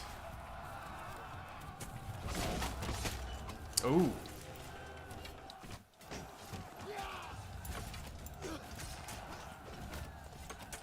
Come on, baby. Come on, my boys.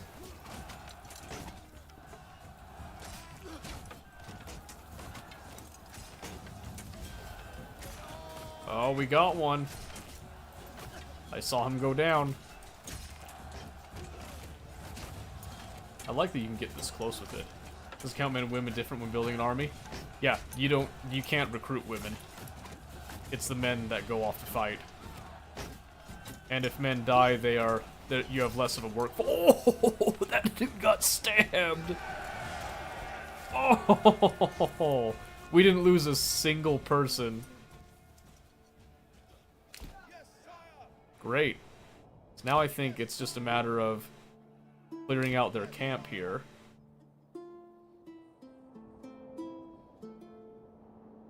Uh-oh. Let's... Can't use when already engaged. Okay, well they were engaged, and not anymore. Their effectiveness is low, because we're moving. That second group of brigands is coming. I don't know if I want to fight again. I think we just try to knock out that camp and then come back later. Maybe with, like, more men. There we go. And then we'll have them just run. Run away. Actually, you know what? We have a hill here, don't we? Yeah, we have a hill here.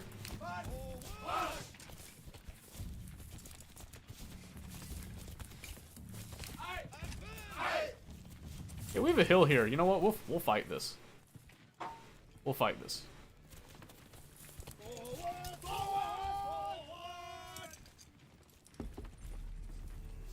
Yep.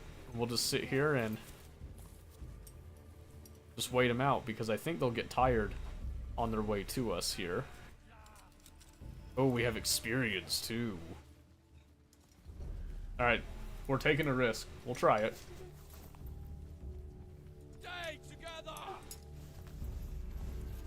I'm trying like a double stack here to see if it changes anything on the dynamic with it as well.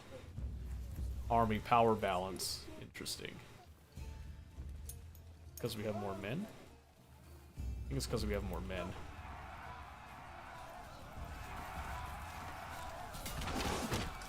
Oh man, just the sound design is so good. I do like that I don't have exact health bars or anything. Oh, their effectiveness is better than ours right now. Because of the cohesion? That's not good.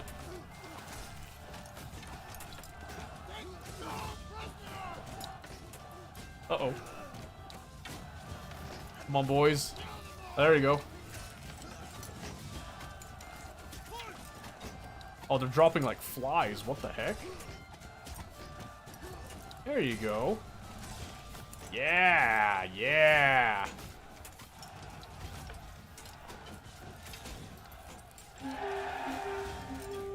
Yeah, let him know. Let him know.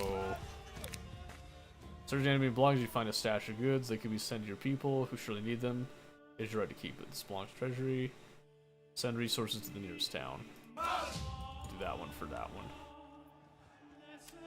Regional wealth goes up by 139. And now let's run this down, then we'll have that one go to our personal treasury, I think. Saw, dude. How's it going? Alright. Now we'll have them come over, we'll take this, and then we'll send them back home. And we'll be happy. It is winter now.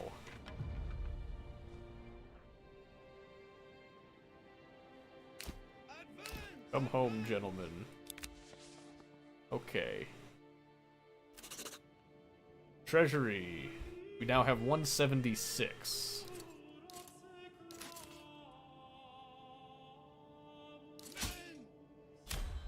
We're just gonna have them run back home because they're not fighting anything anymore. And then we'll disband and we'll be good to go.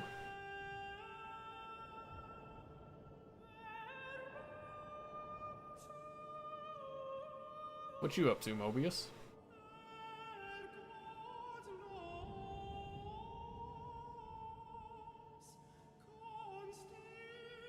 Alright, they just need to get back into their home region here. Then we'll be good.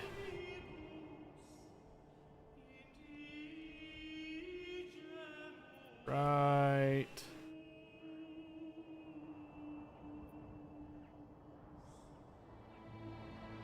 Well, they're in the home region now.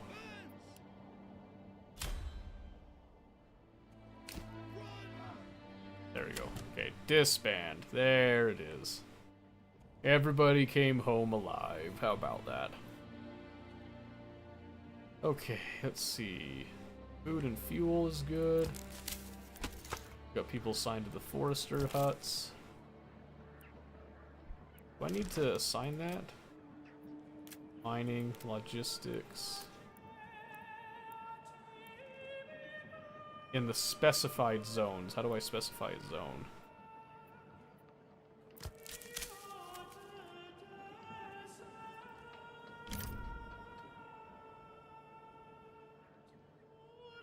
guess. Oh, is that it?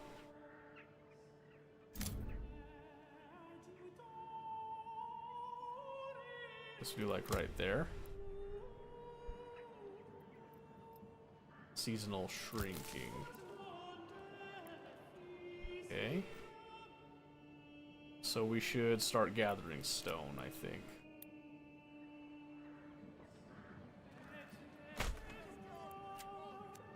We'll do a road.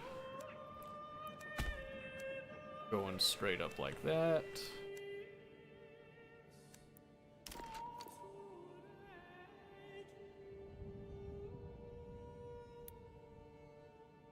Okay.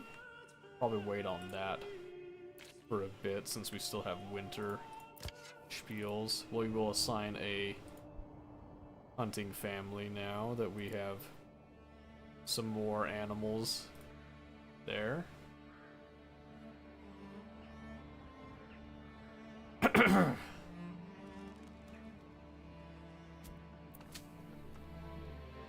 28% fertility, okay, so we need to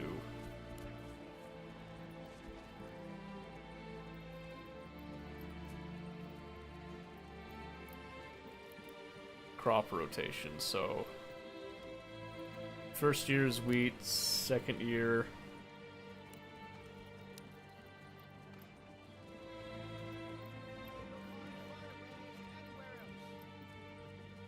probably second year fallow. And then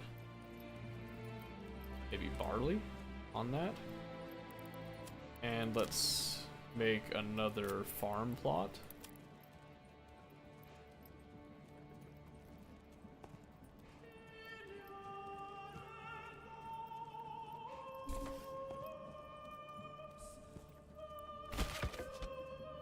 We'll make this one another crop rotation. Wheat, barley, fallow.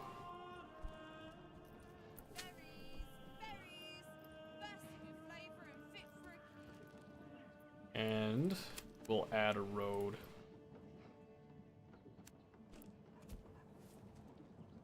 Going along all of this, because I think that would make a nice aesthetic.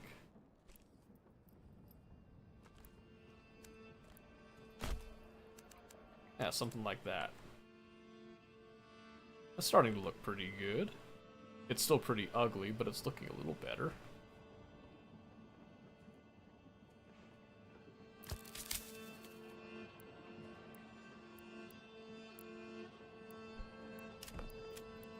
Still not entirely sure how the forestry bit works so far, but trading post, let's see.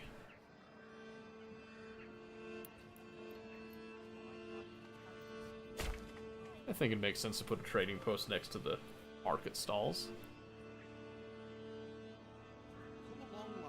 Trading livestock, industry, bloomery, smithy, a clay furnace for tiles.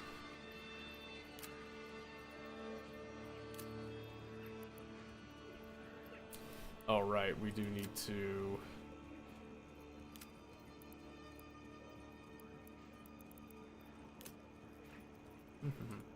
gathering. Here we go. Saw pit.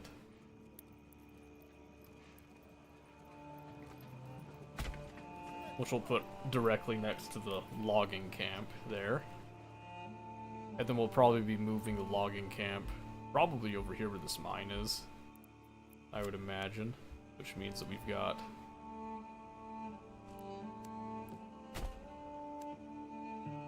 there we go. I think we'll actually try this relocate feature.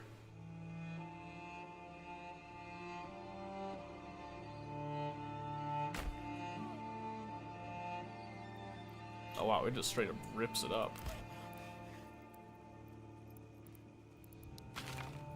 So cancel that. Let's actually shift saw pit to go right there. I think that makes a lot of sense.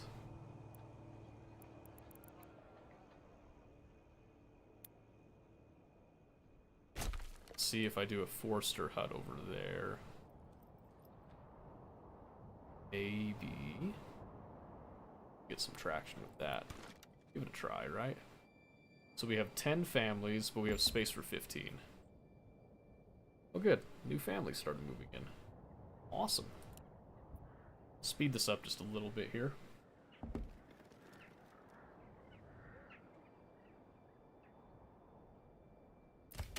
So when I shift this over, does the same family stay with it? That's what I don't know.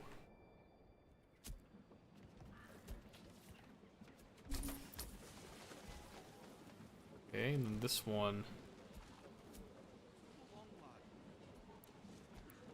Horse for the trading post. Connected to the road network. Permanent livestock assignment.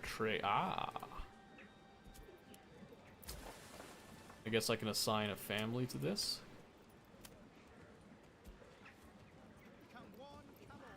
Minor trades. Stone and planks. Okay. Major trades, which are roof tiles and blocks.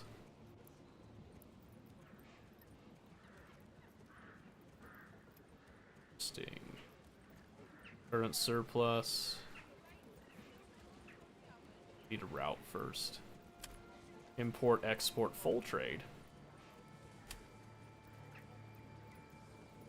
Trade until a desired surplus is reached. Okay. Interesting. I do like the thought of that.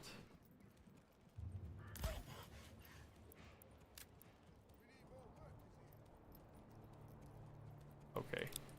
So we want to have like 10 timber on hand for construction at all times. So anything excess we can turn into planks. This is what we're looking at. That.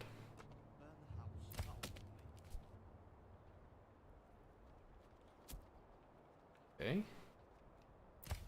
Then, moment of truth. Did it carry over the family or did it just unassign them? It unassigned them. Okay.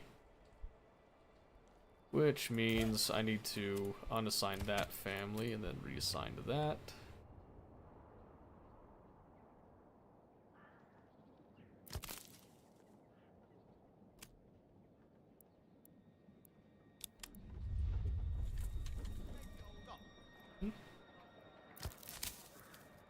Alright, so I'm curious actually. I want this Forster hut to be done so I can see how this operates.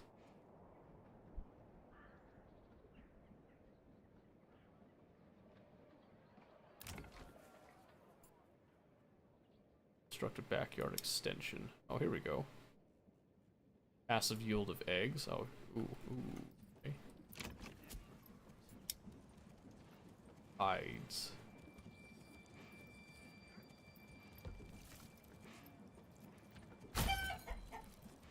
Okay, so we can allow that. We'll do like 2 chicken coops, sure. We can allow some goats there. Maybe another set of chickens.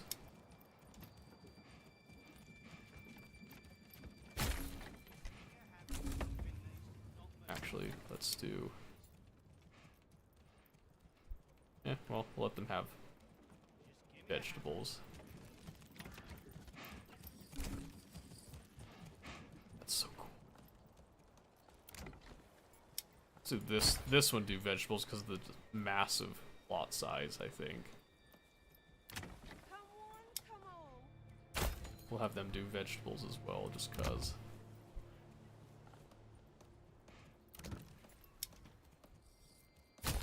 Some more chickens. That is taking up our regional wealth, but I think it's worth it. Goats. More chickens. Never go wrong with chickens.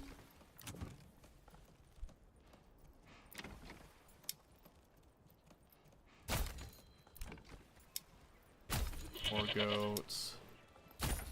More veggies. That's the last of our regional wealth. Okie dokie. We'll see how that looks.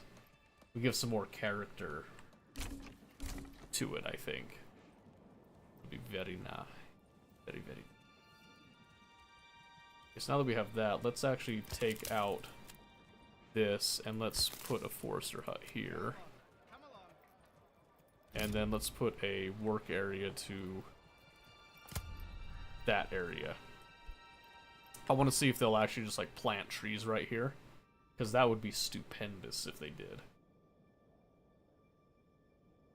Alright, we'll speed up time for a bit again.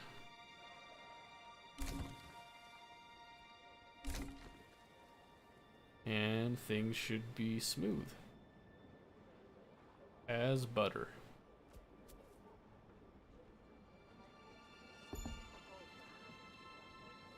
And yet another family moving in. Perfect. Which means that we can assign probably additional family to the farming, because this is going to need more work.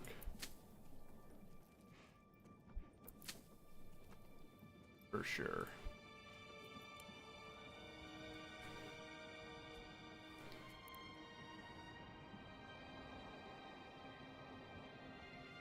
So eventually you get a castle. No, actually. At least not in the current stage. So you have like administration, which is your manor and that.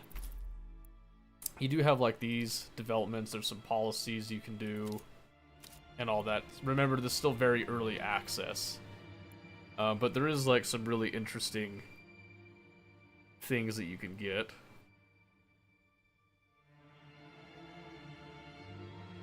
It's regional wealth,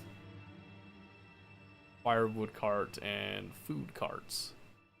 Region does not pay the transport fee, must be placed on the marketplace. Foreign suppliers. I think that's a good one. We'll go with that.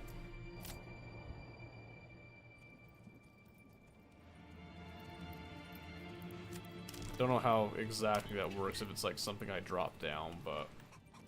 So, a moat? I don't think so. So, the idea behind this that you're not like a kingdom or anything, you're just like a minor lord trying to like develop yourself, or like a baron trying to lay claim to this region. At least in this scenario. Some wood walls? I don't think so. It is planned. It is coming eventually, but as of right now, I can't do that myself here. Oh, here we go. Here's the firewood cart.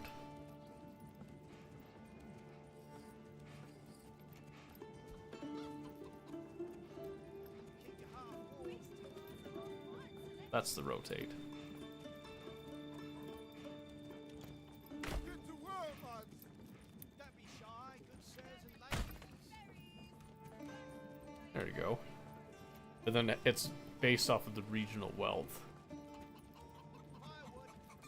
So we have to wait for regional wealth to increase for that to be like super viable. But no, if you wanted that, you'd probably go play something like what? Like Stronghold would give you a lot of that stuff, which is fantastic, by the way. I really like Stronghold. The older games, I guess, some of the newer games didn't really hit off as well as they could have, but this is meant to be like a city building game with some combat elements in it, which is why you have the militia and all that. Generic storage full.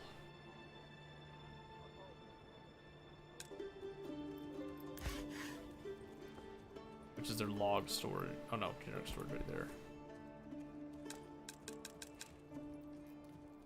Okay.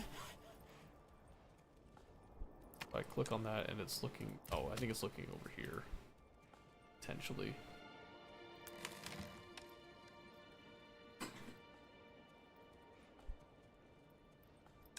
Work area is empty.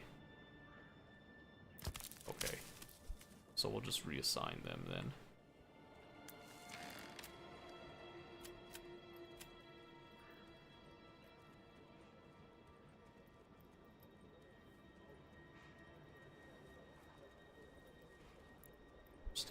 Second.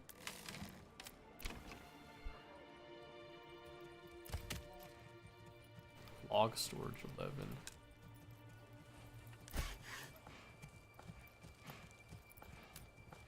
Oh, I think it's probably because there wasn't a family work. We got it now. Got it now.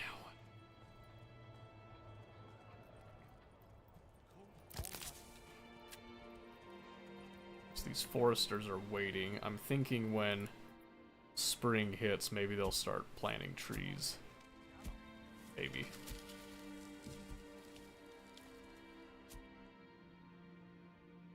Because my hope is that I don't want to get rid of the forests completely. I'd like them to still remain.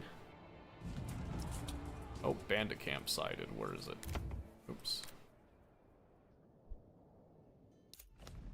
All the way down there again. Sick. Okay.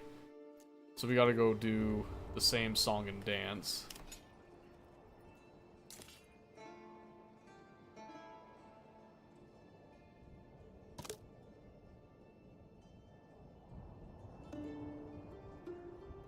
Have to run out of timber and block yourself. Well, we already have a logging camp, so we should be okay. Yeah. How am I out of timber? I got timber right there. I don't know why it generated that warning.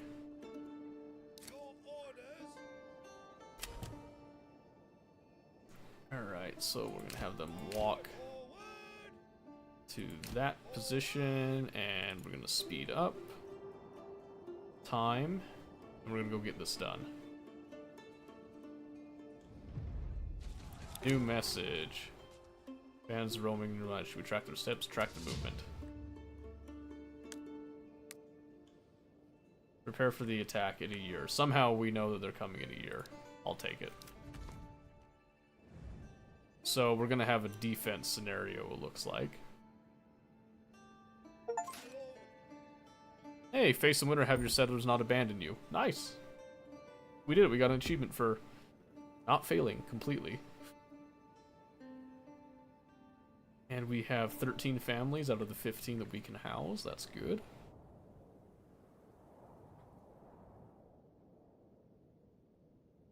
Good achievement. Thank you, Tia. I appreciate you. I appreciate that. The sentiment behind that. No, an achievement that's basically saying, hey, you didn't screw up completely. Yeah, great job, man. Glad you didn't die.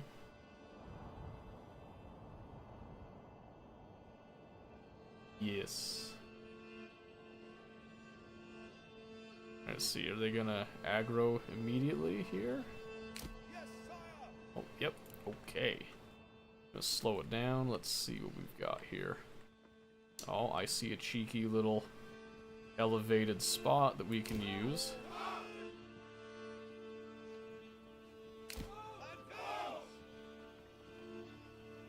Let's do like that double stack again. I really liked that. Yep, and then we'll just hold the stand your ground. We have them come to us. Since we walked the whole way, no issues on fatigue.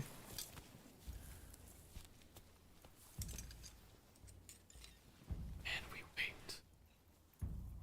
Speed it up just a little bit. Kill them all. Bastard! Kill them all! Kill them all! Yurt, do you play Barony? Barony, you mean like the mode in the game, or is there like a separate game called Barony? Oh, get it.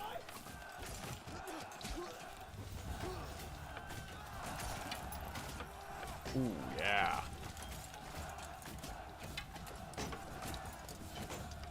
Man, the sound design is so good. It's so good. This is like...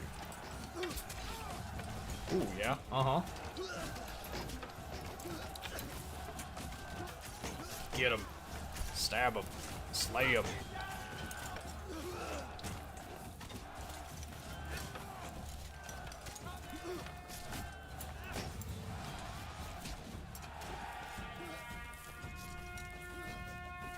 Hey.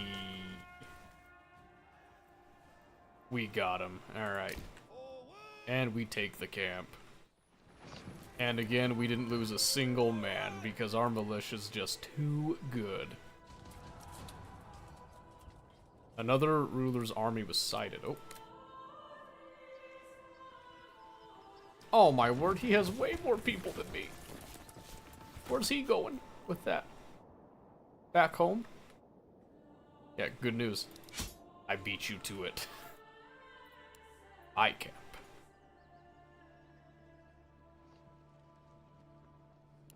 Okay, and this one... Yep, regional wealth gain.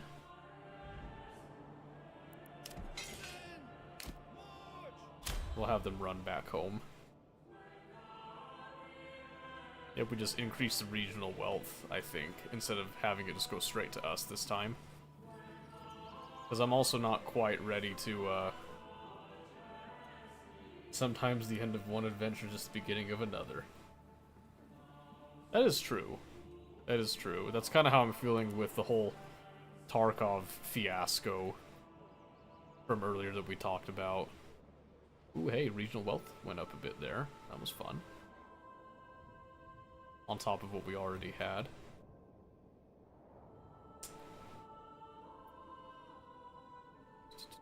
Yes, sire. I did notice one really cool. Yes, another game? Oh, okay. Sorry, no, I haven't played Barony myself. Is it a fun one? I'd be willing to try it one of these times.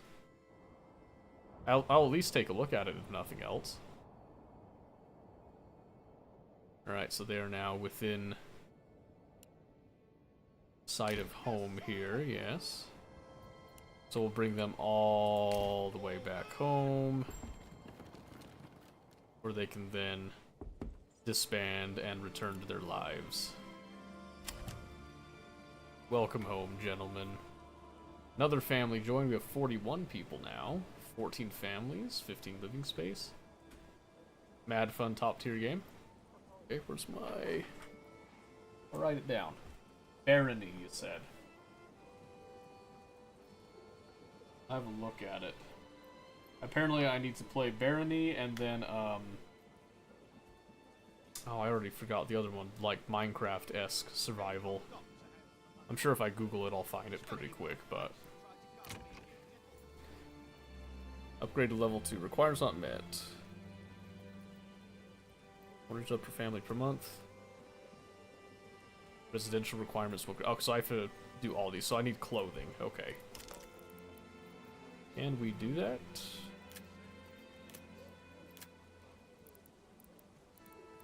Where do I go for clothing? That's hides. Where was the clothing bit? I know I saw it.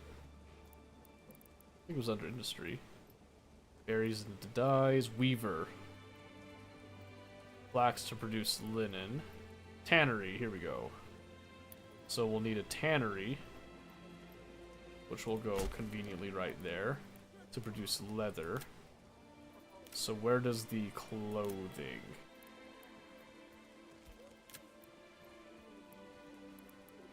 Malt house, clay furnace, smithy.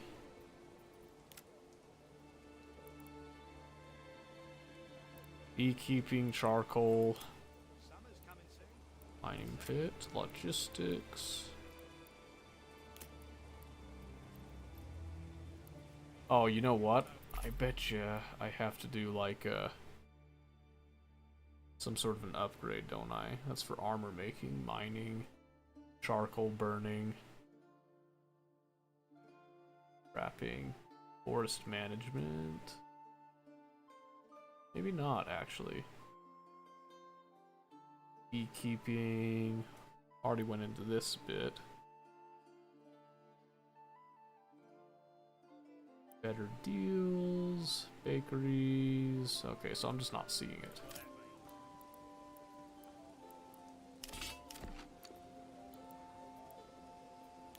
I could just be blind. Trading post, industry.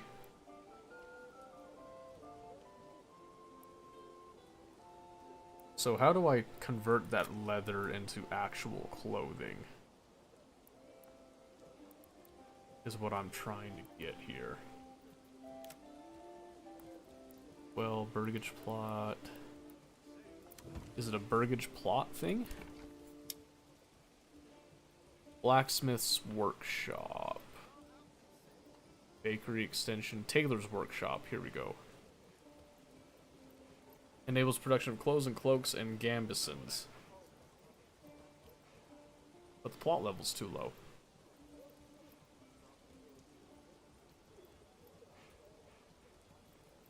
So I need a church. Oh, clothing stall supply. If I have leather at all. Okay, so once I get the leather going, then we're good. Okay, I see now. So let's see if we can't get the church requirement up. Summer's coming soon. I think we put the church right there.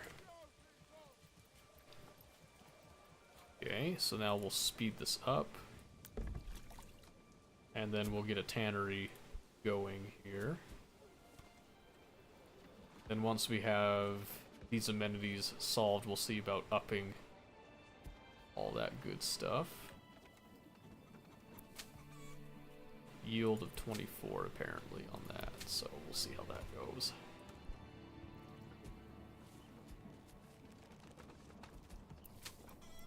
Summer's coming soon. Soon beats. Barley. So wheat, barley, fallow. Wheat, barley, fallow.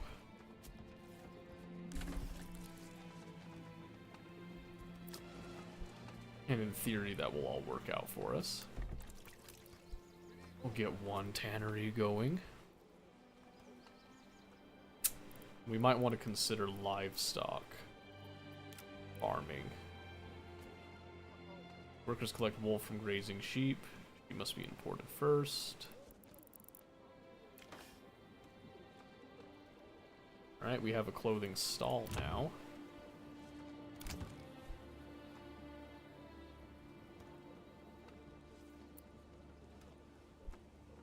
As long as we have leather, I guess.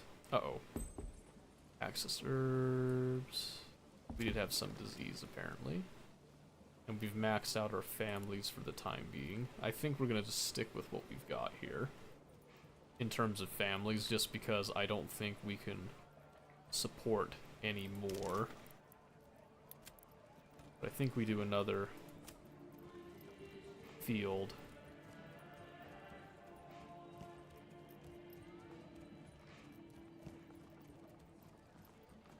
Oops. Right there. We're gonna do this one on another crop rotation, but let's see. I think we'll do barley, and then we'll do wheat the next year, and then fallow. So we're gonna kind of have it like a reciprocating type of thing. So barley this time, which will then start looking into malt for the beer stuff. Gives us the tannery. Like a sheep farm.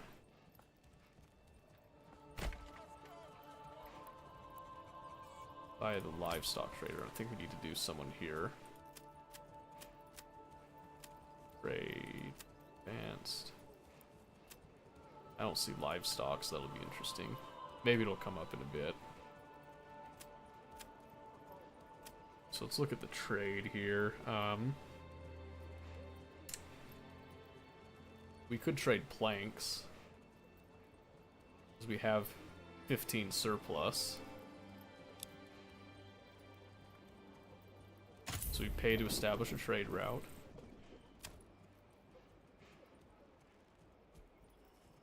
And we export.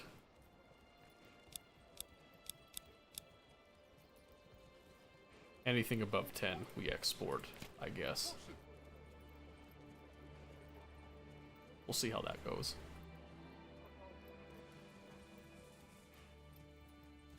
Oh, it's so cool to see them having their own yards. And I love how, like, smooth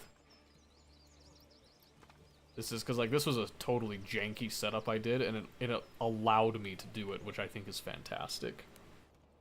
Because it gives it kind of a unique look. I feel like, at least.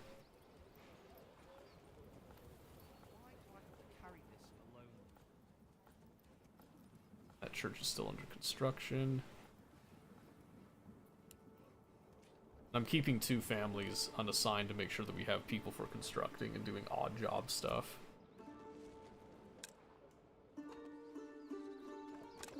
keeps coming up with that. I don't know what it's like yelling at me for. I guess it's the log storage. Oh well.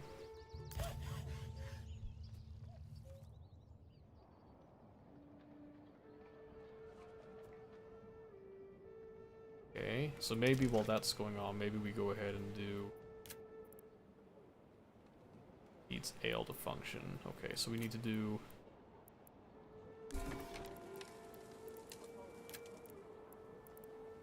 Malt house. Barley to produce malt. So we're gonna get this set up. Kind of in the center here a bit more. But we're going to... Not a granary. Do another storehouse, I think. Right next to that. Because right now, I don't think we can upgrade a storehouse. We do need one family for the church, which means that we do need to increase our burgage plots, it seems. Let's try not to increase our population too much. I'm gonna try something interesting here.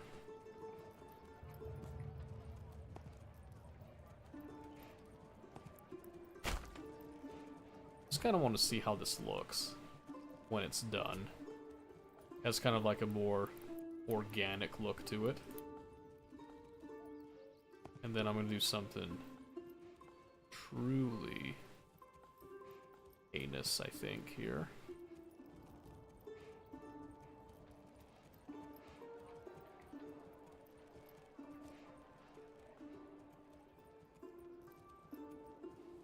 Okay, so we don't have enough timber because it's all been taken up, so we'll just not do that for now. Just let it go. Which means, okay, so for trade, I think we need to do...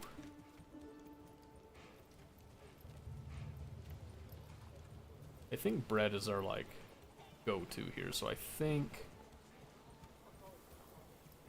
Never trade this good, barley, rye...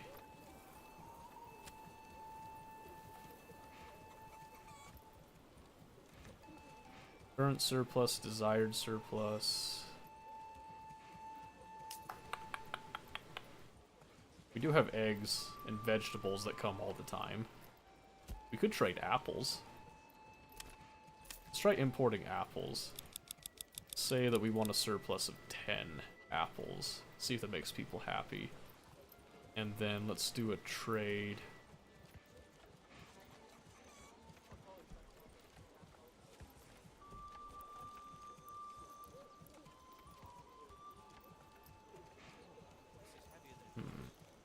Crafting materials. We could sell like excess hides, I guess.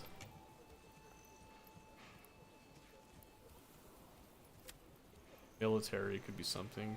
So that has to have a route. We could just trade other stuff generically.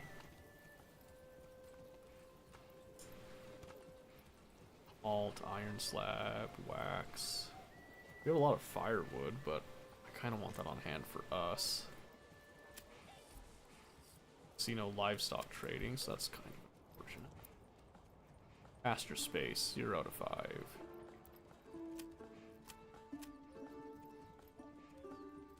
So I'll need to figure out how to get sheep, so that building's just gonna sit idle for a bit, I think.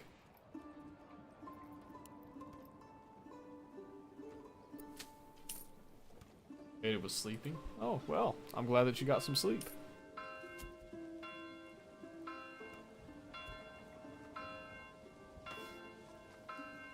Why the approval went down all of a sudden right there? Since we have that malt house. How big is a tavern? Not enough goods? Okay. We need to hold off a bit and let the timber come to us. I don't think this force... Oh wait, guiding an ox. The fields need a bit of a drink. So could I.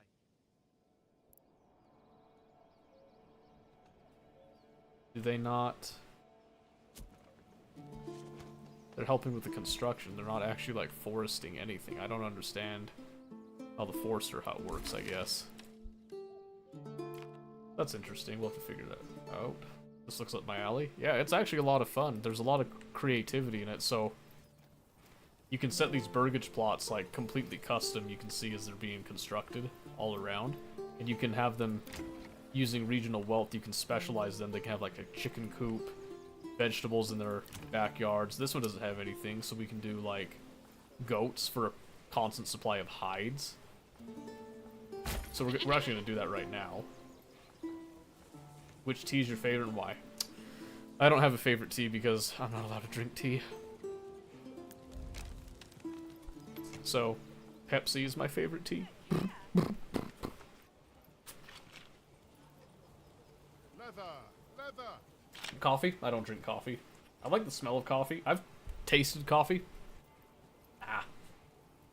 Nah. Overrated. In my opinion, at least.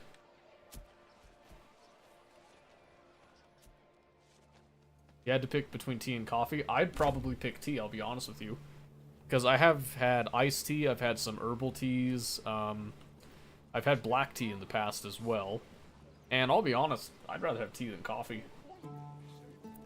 Even like herbal tea, I'm not a huge fan of herbal tea, I'd rather have herbal tea than coffee.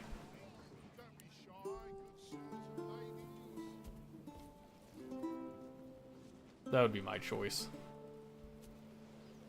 Yeah, this is a lot of fun. This game is great. Not difficult either. I noticed that I have 960 influence. I think we're ready to try to stake a claim. Probably not going to go this way. Berries. I'm thinking, can I look at overlays? Here we go. So I want to come over here and look at... Oh, the fertility. I want this region. How do I stake a claim? How do I do it? Maybe 1,000? Okay. Can be gained from the tithe, conquering brigands, and upgrading churches and manors. Okay. I'm very close. This is the next region we're definitely going to go for, though. 100% we're going for that. In order to stake our claim. Makes you not like coffee? It's the taste. It's bitter. It's largely pretty bitter. If I'm going to get my caffeine fix, it's probably going to be from soda. More than anything else, if I'm being honest. Like I said, tea is like the only other exception. Herbal teas don't typically have a lot of caffeine in them, but... Are you a fan of energy drinks? I'll drink them occasionally. White Monsters what I'll usually do, every now and then. But I don't, like, focus on them, necessarily. Because I know they're generally not that great. For me, personally.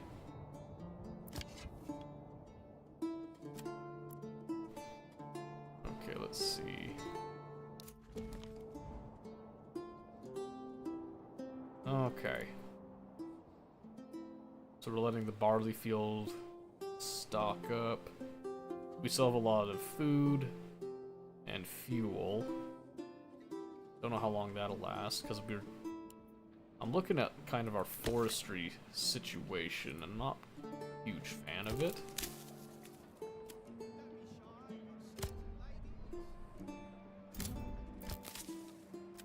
Unlimited work area. Still don't understand how this forester deal works here. If you were to make a game, what's the first thing you'd focus on to make it a great game? Funny you ask that, actually, because I do want to make a game. The first thing that I would want to focus on, it's the gameplay loop. It'd have to be a loop that is, like, rewarding. Because if it's not going to be a fun game, what's the point of making it? You know what I mean? It just doesn't make any sense. Yeah, I'm trying to, like, increase the wood availability here. Without, like, completely ruining my ecosystem here.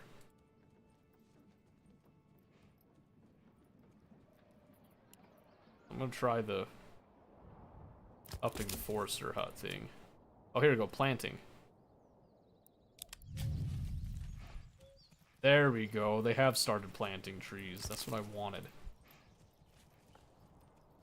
That's all I wanted, was just some trees getting planted. So we'll let them do their thing over there. Since I've unlimited the area. Looking for a planting spot. Good. Very good. Very, very good. That's all we want. Even big game companies have no solution against cheaters. So that's an interesting topic. The reason that that's the case, if you really, like, sit down and think about it, it's because cheat developers are constant, like, cheating is a huge market. It is a huge market with a lot of, money involved in it. So, as long as there's money in it, there's going to be people developing cheats that are competing against big companies, and there's a lot of money in it. Cheaters are pretty skilled at what they do, even though I'm against it. No. Cheaters aren't skilled. Cheat developers are skilled. There's a very big difference with that. The people that are actually purchasing the cheats have no skill. I mean, the cheat devs, yes. Cheat devs are incredibly intelligent people. I've actually known a couple in my time that did develop cheats. They even showed me a lot of, like, how it works behind the scenes. It's fascinating, because a lot of it is reverse engineering, is what they do. I actually have a book on the subject, which is very interesting. I've actually delved into it a little bit myself, not with the intent to create cheats, but to understand how games work from, like, an assembly perspective at, like, very, very, very low level, like basically borderline machine level code. Makes 20k a month just from that. Yeah, it's an incredible industry. And if you think about it, there is, like, some moral standing with it, but at the same time, you're not really doing anything technically illegal. As long as, you know, like, you're okay with what? Again, it's a moral standing that comes with a lot of it. It's kind of hard to explain.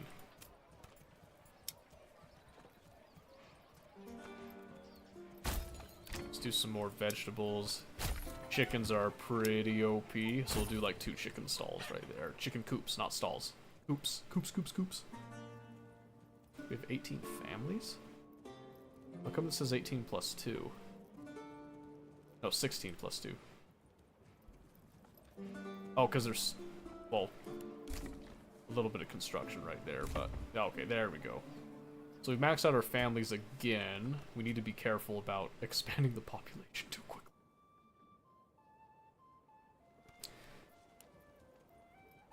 But this is looking really nice. Hey, Mosquito, by the way, here's another selling point. You can walk around the town that you made. This is like super early access, by the way. Look at that. Can I murder the citizens? Negative. See this? They only have one character model right now. This is just the default model that they use. But you can walk around, you can hear people talking to each other. It's actually incredibly fascinating. I don't think you can go inside the buildings, but it really gives you a sense of scale with what you've done. It feels just so alive. Aren't the big game companies also working with hackers just to fight back? Yeah, so hackers is an interesting term with that.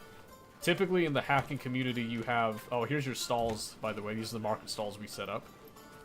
Typically with these hackers you have 3 camps. You've got white hat hackers, which are your people trying to, like, find vulnerabilities, patch them up, fix them with people. Gray hat, which is just, like, like, completely self-motivated, you know, sometimes they might be good, sometimes they might be bad. And then you have black hat hackers, which are people that try to steal information and try to gain advantages over people for monetary gain.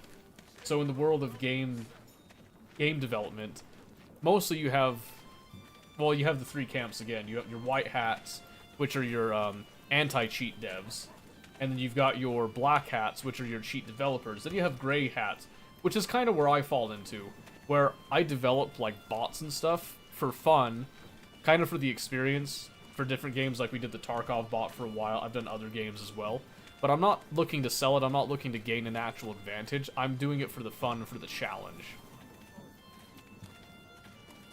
Heard right, their source code got leaked?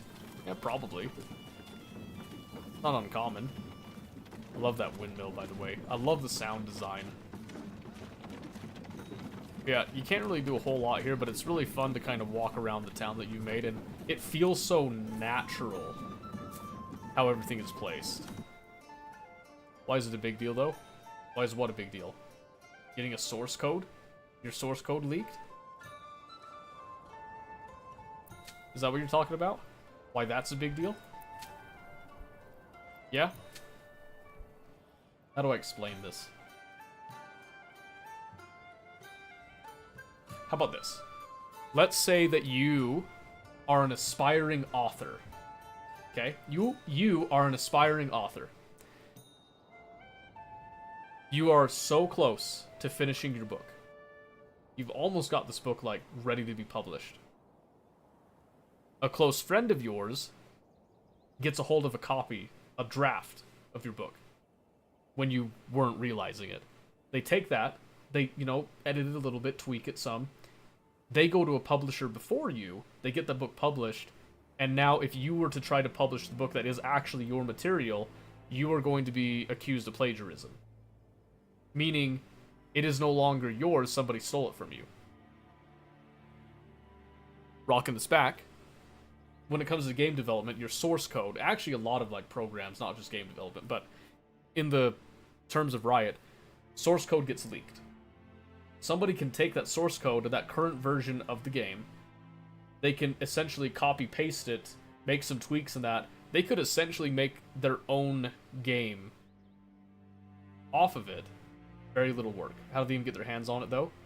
Well, what do you mean? I don't know the context of it. Somebody on the inside could have leaked it out on purpose. Could have been an inside job. It could have been as simple as somebody made a mistake and pushed a commit to like a public repository on accident. There's all kinds of different ways that a security breach like that could happen. And a lot of it could be definitely by mistake. So...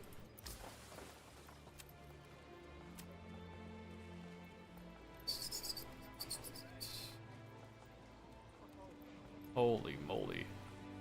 There's a lot that we need to do with that. Disconnected from the road network? What do you mean disconnected from the road network?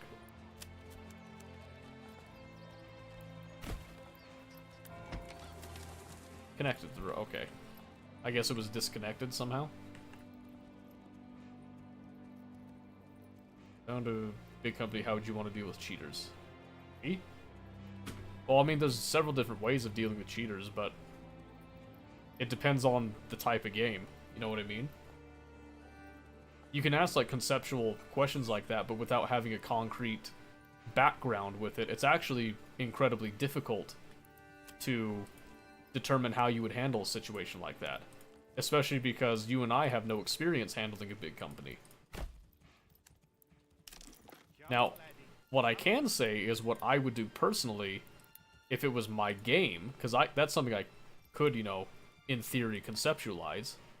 If it was my game, I would definitely want to make sure that I don't incentivize cheating. That would be the #1 concern for me, is incentivizing it. So I do everything I can to not make it possible for cheaters to, like, have a good time with it. So if it's like a game that has an economy, you have RMT. I'm of the opinion that RMT actually doesn't really affect a game all that much as long as your built-in economy is balanced around it. I think that's the biggest thing to keep in mind with that. It needs to be balanced. So, for one example, let's see here, hold on a second, let me just get I'm just gonna import meat, I think. Yes. I want to import meat. We'd probably export like some eggs. Probably need to establish a trade route for that. Meat, specifically, so that we can actually start trading that. I mean, berries, we could... Let's do a full trade on berries. Have like 80 surplus, the rest can get sold. Does the game engine also play a role?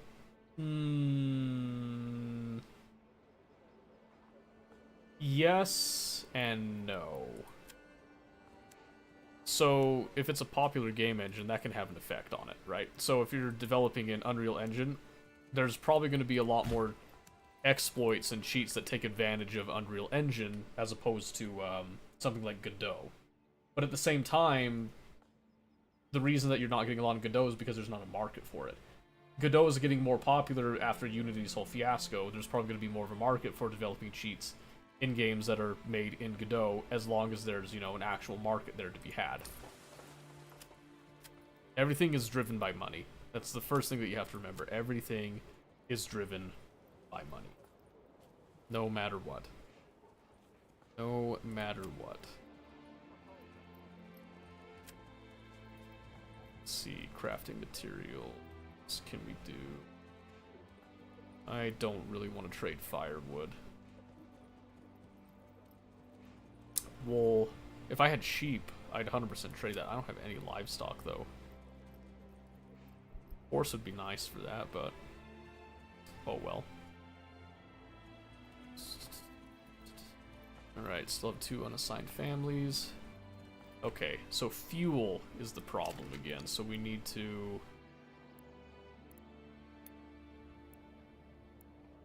add another firewood cart, but I think we just need to gather more firewood locally.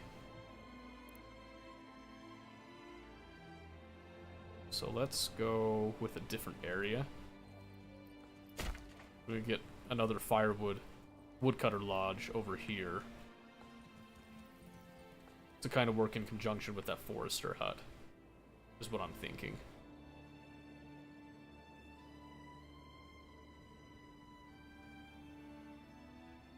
Sure, Bank's also with hackers on their side.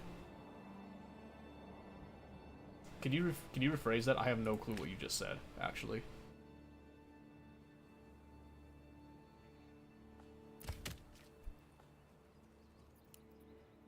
Like, banks employ hackers?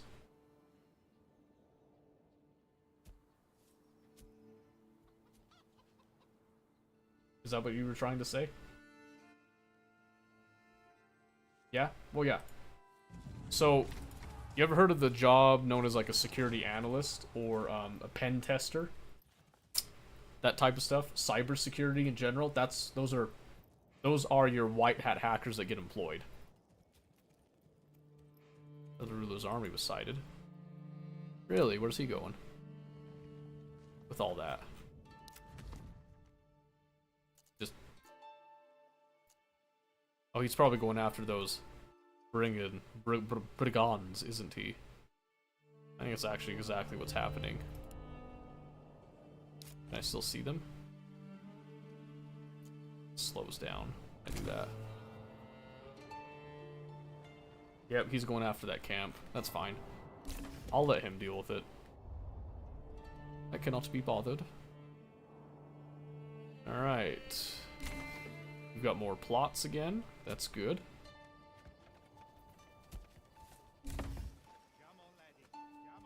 I'd like to increase our regional wealth, if possible, here. But in order to do that, I need to consider the food situation, because the food situation is stable at this time.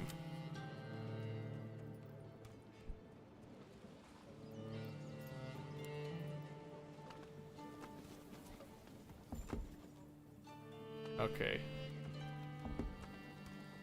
All that wheat is going to get harvested now, which is nice. We're going to get that barley, which will go into the malt house here. Which we'll set up the malt house now. And we'll also be doing the Woodcutter Lodge. And let's get that tavern up and ready. That would be funny to put it right next to the church, but let's go right here in the city center because I think that's a good idea.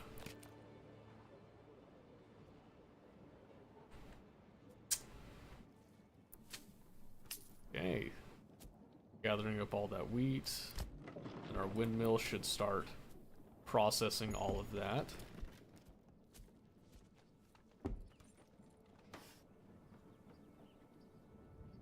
Awesome. That is very nice to see. And I'm keeping one of these families available to run the tavern here. We'll see what we'll do. Cybersecurity is something you'd want to do? Oh, totally. Yeah, cybersecurity would be a great field to be in. Just in order to break into it, you need to have a lot of, oh, what's being claimed? Which one is it? Iman Ruth?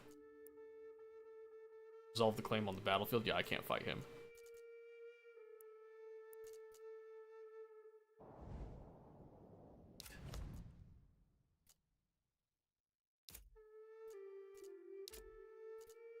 Which one is he claiming? Nusselho. He's claiming this one. Fine, take it. I won't fight you on this yet. I just can't fight him. You have any experience with it? I've got some. Not enough to be, like, considered fully employable. Programming experience helps quite a bit, but... But yeah, it's one of those things that... It's hard to get your foot in the door, but once you do, like, it'd be smooth sailing from then on, essentially. Let's see.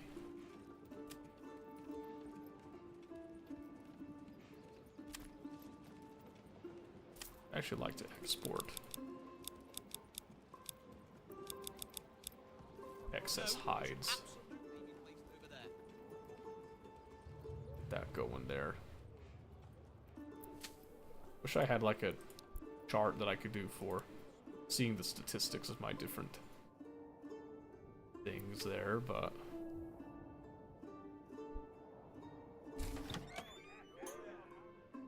work area's empty. Okay, so we'll just back off of the berries for a bit. And we'll get the tavern working. Let's see. We can, in fact, increase burgage plots now. Let's start with this one.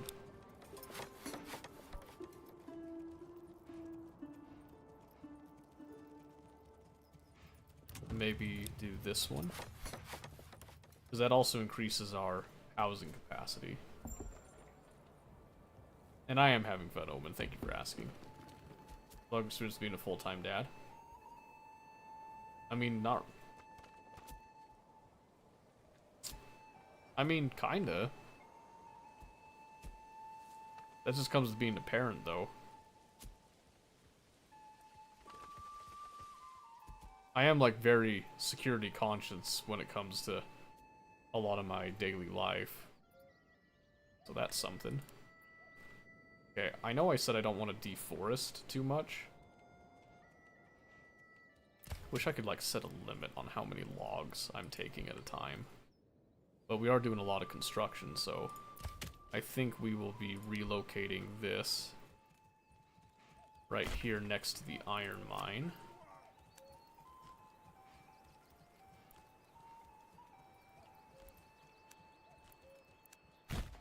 And set up a mining pit.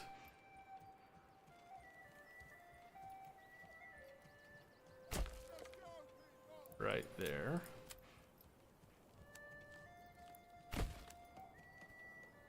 Okay. Have you played Hunt Showdown before? Oh yeah, I actually really like it. Hunt Showdown is probably the alternative when I'm feeling Tarkov nowadays that I'm going to be playing instead. Because it is a game that I do enjoy. I usually only play it with a buddy of mine, but I mean now, if I feel the Tarkov itch, I'm probably doing that instead, so...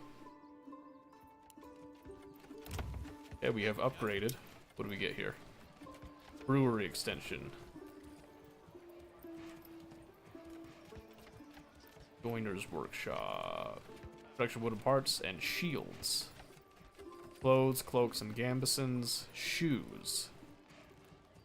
War bows.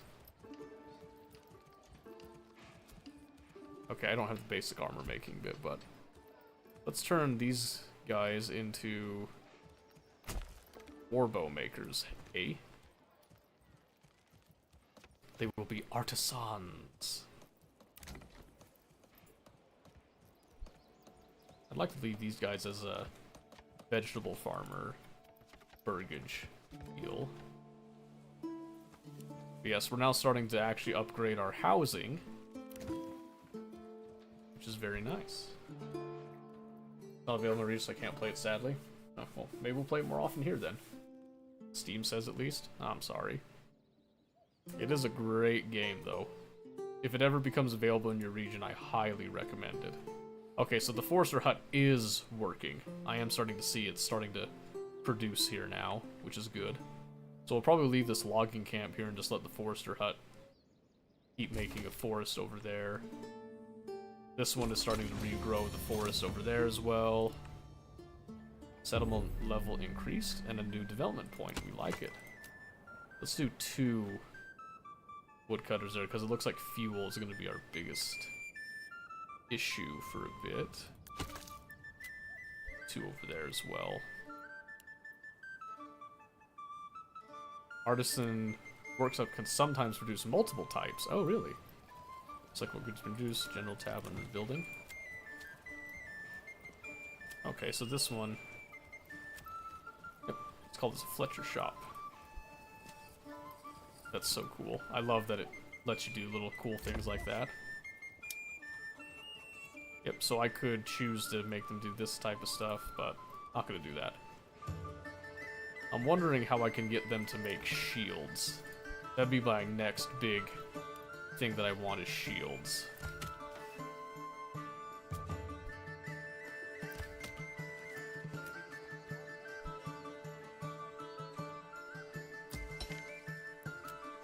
I think we just start mining out this pit with the families that we have, then we'll get some newly assigns here. We have 22 families, room for 24. There's this new family started moving in. Very nice. You said for Arena Breakout, Gray Zone Warfare. From what I've seen of them, yeah, they seem like they're pretty good.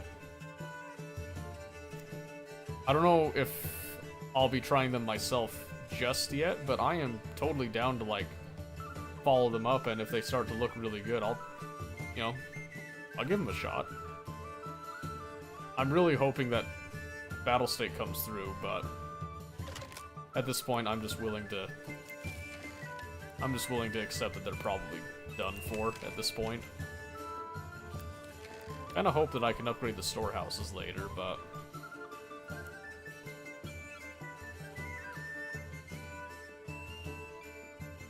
oh, livestock, sheep and lambs.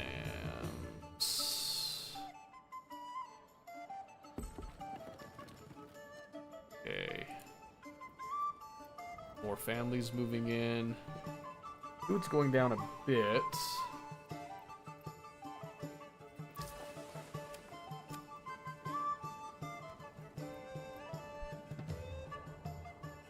See, I think we need to increase the number of families that are actually gathering this stuff for a bit. Oh well. Let's see.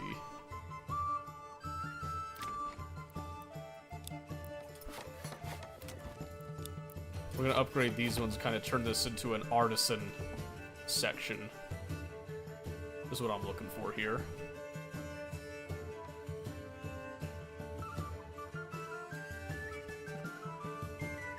Got a population of 72. We're bustling.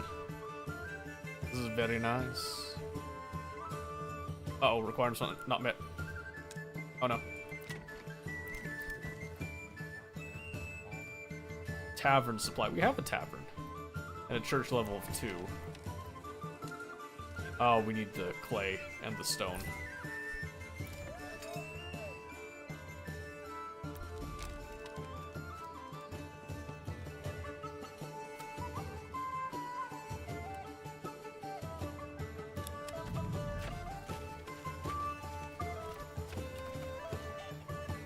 Do we not have any malt? No barley? Where's the barley?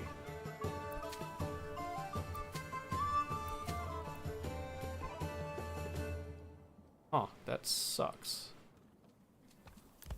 I thought we had the tavern requirement, but we don't have any malt at all, apparently. Did we just completely whiff on the...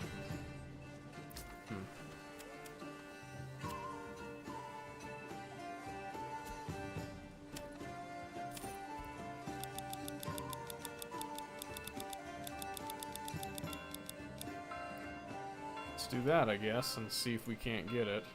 I think we need to start trading, like exporting something here. Export price? Okay, we need to just... We're not trading that anymore.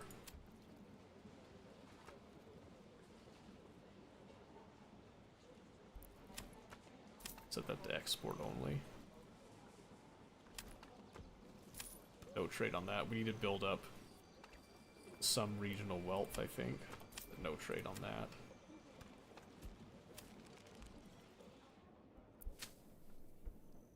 I never did employ the stonecutter camp, did I? Oops.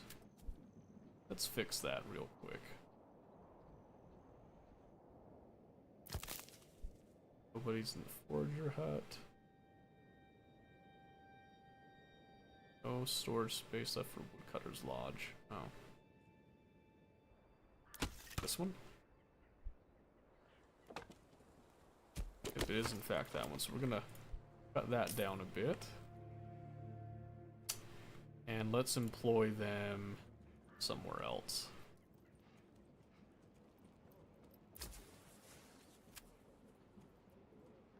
Sick, waiting, traders.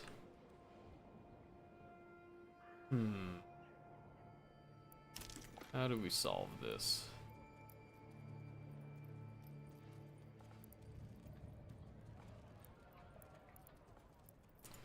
What can we specialize in? Oh, sheep breeding. Heavy plow. Bringing crops back to storage more efficiently. Produces apples.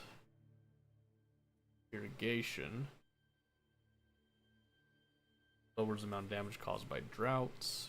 Rye cultivation. Similar to wheat, rye can be processed flatter, but it's more resilient, therefore could be grown in places with lower fertility. Oh.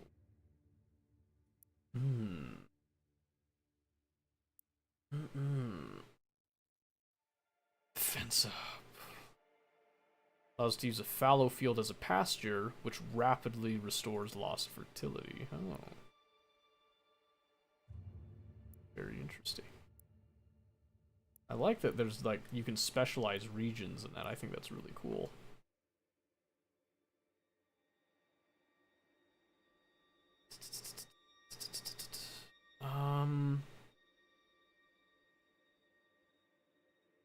Charcoal burning. Makes firewood twice as efficient. That would be kind of nice, actually. Trade logistics. That could be interesting to experiment with. I don't want to go for farming route here, so I think we'll go for an orchardry. Which means that gives us access to pasture. No, provides pasture for space for livestock. I don't see where the orchardry comes in, but let's set up a pasture.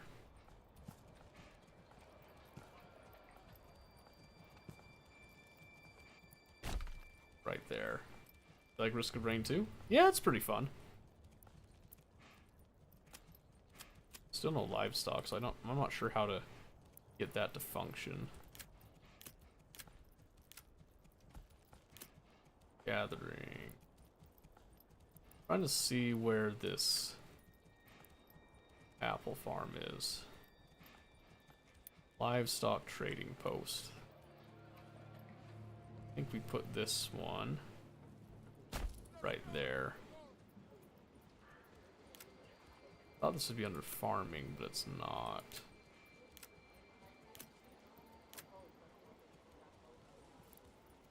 Corpse pit.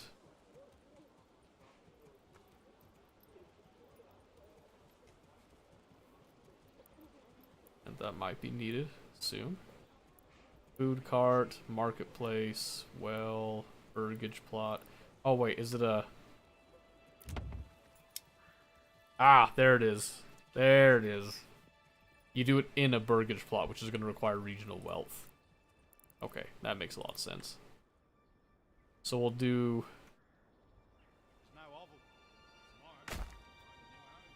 We'll just make a corpse pit over there for when this raid comes in 66 days. Just have that ready to go.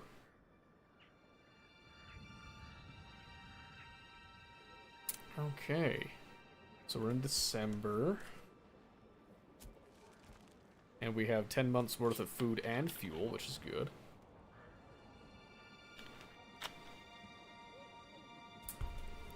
So I got an idea here. I'm gonna make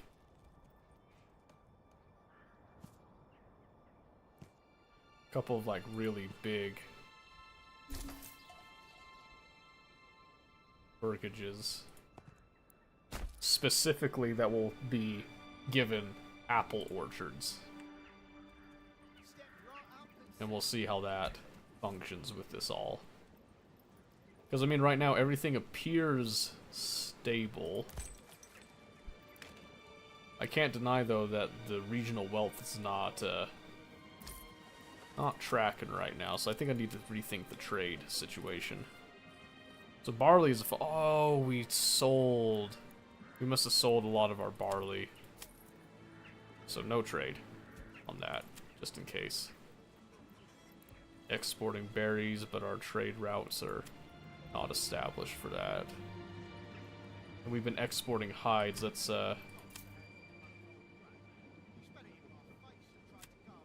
change that up.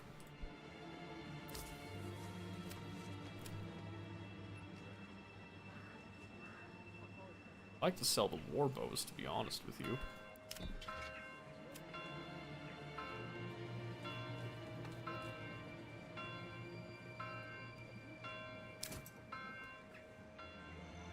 But we should employ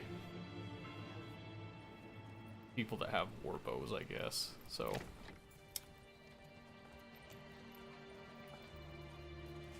wooden parts and shields. It's tools, spears, and side. Okay, so I do need a blacksmith workshop to do the spears. Would be the big one. But we need more planks. I think, are we trading planks?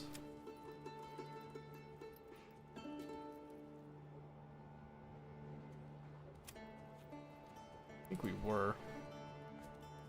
Or no, I think we're actually we're turning planks into war bows right now, is what it is.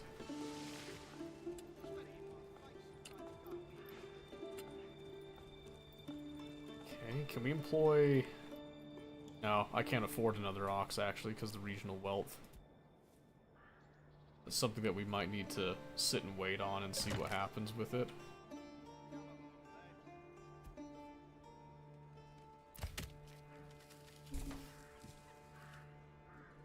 Alright, let's assign more families here. Which plot level 1? Oh. Never mind, go back to construction, I guess. That's right, because we have to do all these ones here.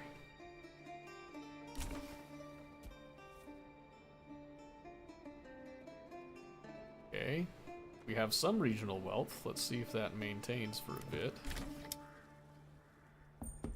Because we need 50 in order to get an apple orchard. And we'll see how that goes. The hope is to have these guys provide those apple orchards and see if they do anything with that, because that'd be pretty interesting to see. Everything is fairly stable right now. We haven't reached 100 population yet, but I am hopeful. I'm quite hopeful at this point. Okay, we got 50, so let's go ahead and say you are apple farmers. On top of whatever else you do.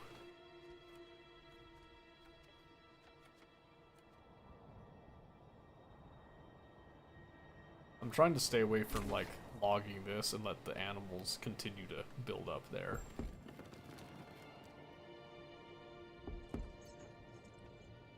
Okay, plenty more new families, so ideally this allows us to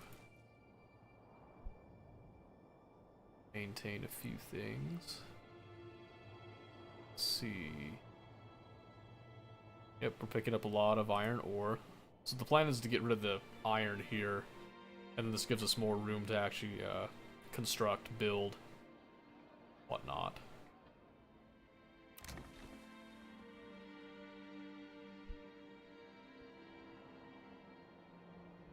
Okay, so everything's looking good. We do want to get at this clay deposit. So, I think we might actually set up a logging camp. Logging camp, thank you. Start clearing out this area some.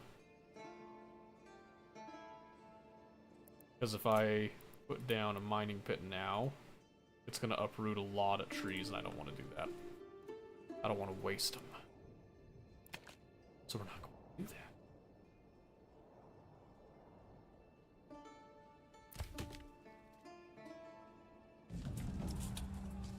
Oh. Bandicam. Where? Oh, that's a long way. But I also really want the renown for it, so...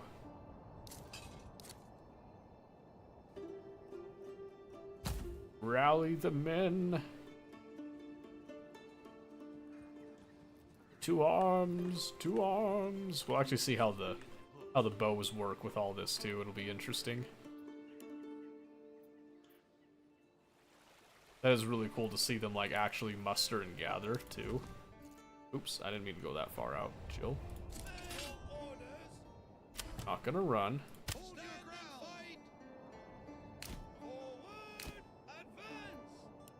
Gonna walk the whole way. We're gonna be fighting in the snow apparently, and hopefully we beat the other guy to this. Because what we're looking for is we're looking for influence to get the other region.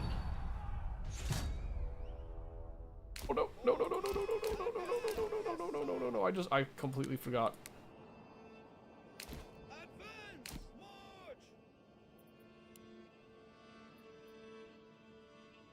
Because it said that we're going to be attacked.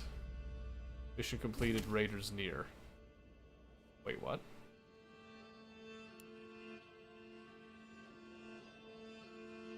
Wait, huh?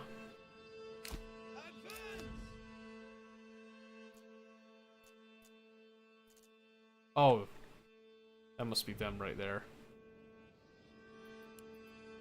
So they're coming to us. Okay, maybe we can kill two birds with one stone here, maybe. Slow this down a bit. Let's see if we can't beat them right here.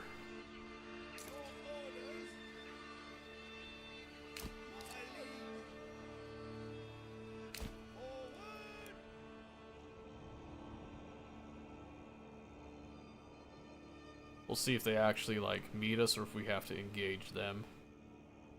Looks like they're coming to us in a fairly straight line.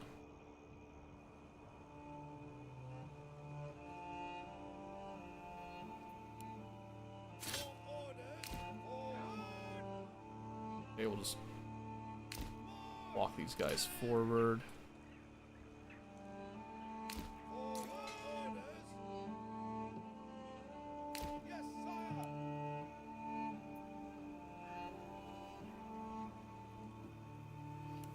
Okay, here we go. Come on, lads, come on! Men!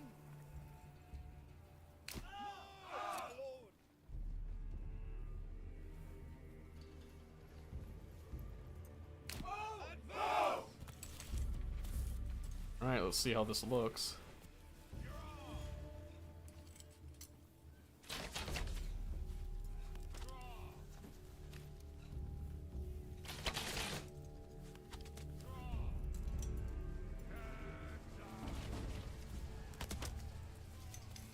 Okay.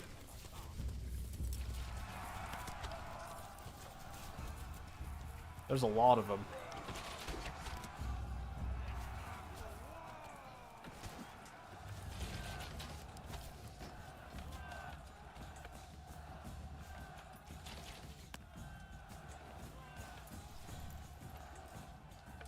Ooh.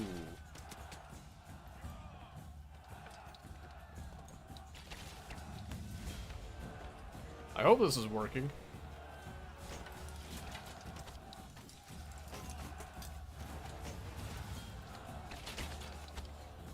Okay. A couple of them have died. They're looking good. Oh, we lost someone for once.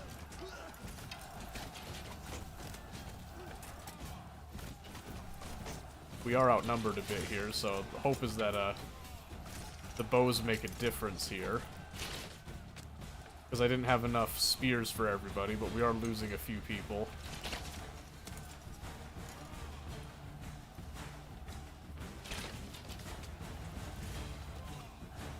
It is a valiant fight. Come on, boys. Yeah, we're just gonna do fire at will now.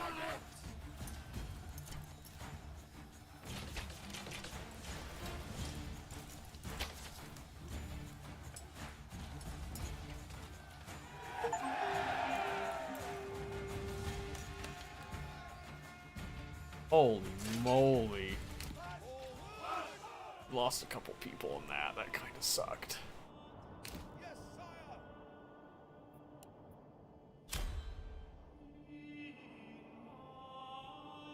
So I think that means that we lose the gear as well. I don't think that comes back to us. We did get a lot of influence off that, which is really nice, actually.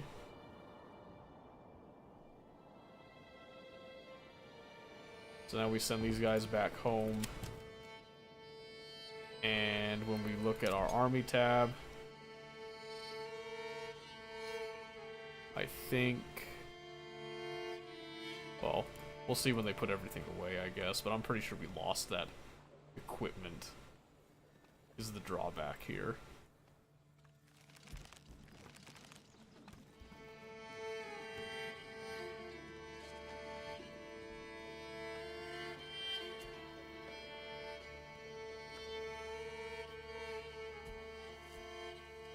Let's see.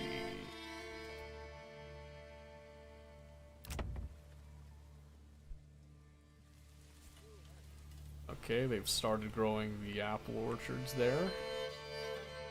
It's a process. We accept that.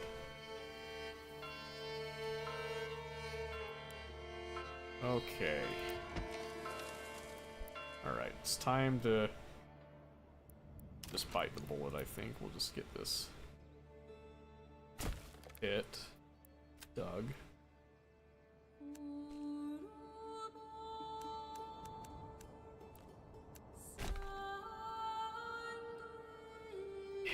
And then, let's see, industry.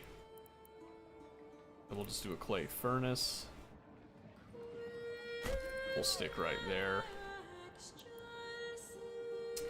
And then go from there. And again, it's a fuel issue, as it always is. They got the generic storage there, they're fine.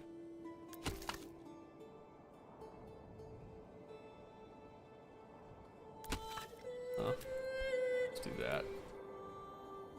I never thought that firewood would be a bigger problem than food. This game has shown me the light on that, though. Oh, right. We have the influence now, we can lay claim. Alright, so now we're pressing claim. And hopefully we don't get contested on that. I think we'll be all okay, though. Alright, it is time. We want this because we want to start getting spears. And then this one we want shields. The time has come to start increasing our armaments.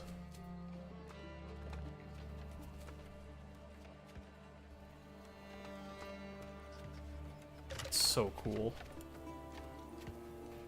It's seriously so cool to see, like, their actual houses get kind of converted as part of their trade, and then seeing the building process going on in the back. Let's see, so general. Yeah, we're doing spears. And then we are doing large shields. This is all going to require planks. I think the spears require the planks too, right? Yes. Oh, and iron slabs. Okay. So back to industry. We need a bloomery. Put that right there. Get that cracking.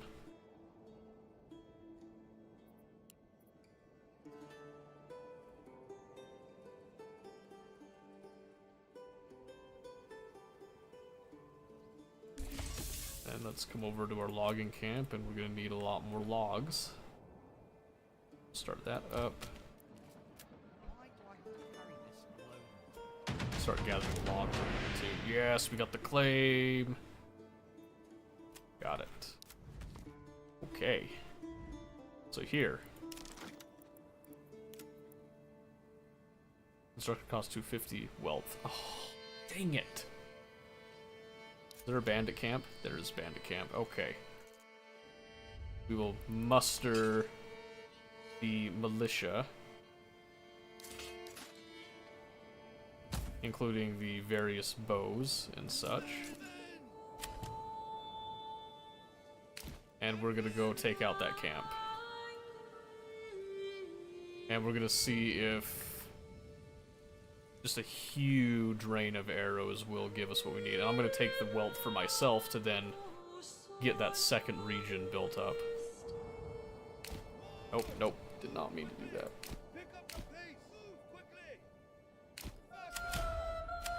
I want to walk. I want to walk. I meant walk. No fatigue. No fatigue, please.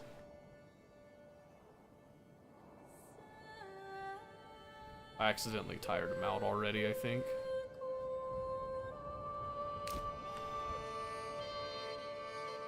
So we should see that bandit camp respond to us pretty much as soon as we enter the region here.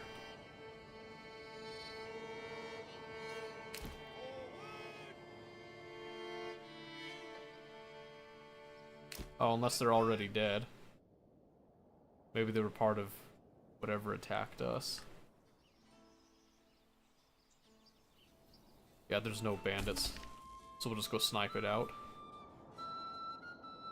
But it's good to have everybody here just in case. We do need to put in an administrative building, apparently, so... Okay, now we can run, since we know there's no actual fight about to happen here. It's gonna go to our treasury, 284, gives us exactly what we need. Then I come over here, we can build.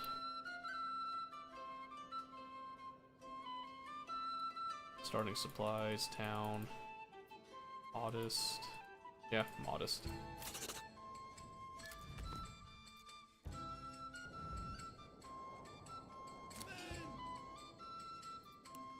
Okay, so they'll move back home while this is going down.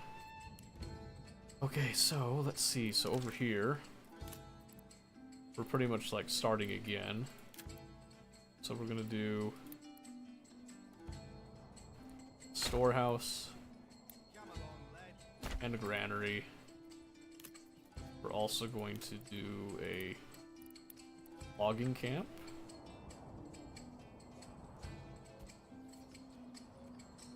Right here. The road. Like so. We got our logging camp. And then we'll want... We'll want to assign that, actually. So, assign those ones. So we have 5 families. I've learned a little bit more this time, thankfully. So, want to have a forager hut and a hunting camp without damaging the ecology too much there.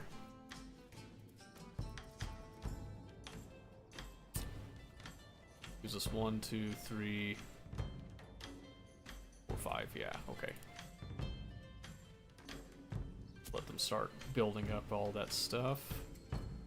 Then let's have a look at where our militia is. They're on their way back still.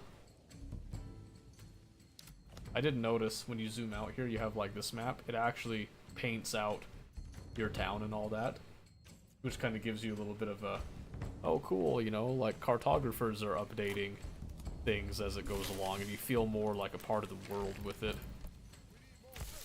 Do that. Assign people to those locations. Family requests more market area for stall. Okay. I think the window should go. Yes, let's go ahead and do a market area for these people.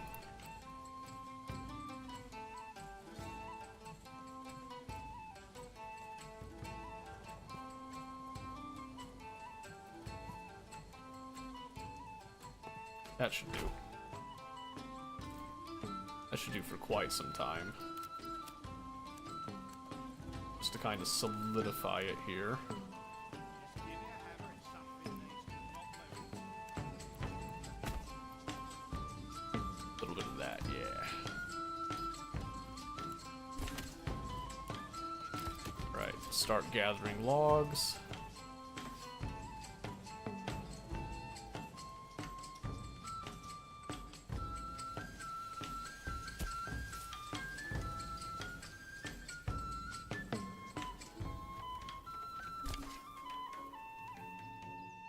I know there's no fuel consumption, but we need to start gathering food. We'll do that. No unassigned families while we gather the food that will be needed. Let's see, forager hut, no. Where's the hunter? Hunting limit of 10. Oh my word, there's 40 wild animals. Perfect. Absolutely marvelous.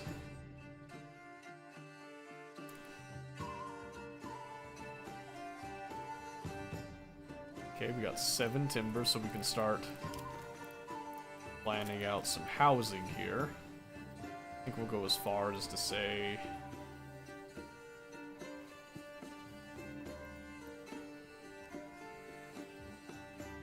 We need 10? About 7. That'll come by pretty quick. That gives us 5 plots right there with some sizable yards. So we'll just wait for that to come by. Because it's worth it.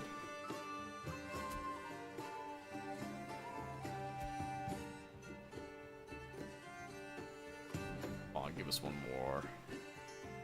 Give us one more, come on. There it is. Okay, and then now that we've gathered up some food there, we'll pull off the hunters, start doing that. Okay. Back to normal speed, coming back over here, and disbanding the militia so they can go back to their lives here. And fuel is the ever-present villain of this story here.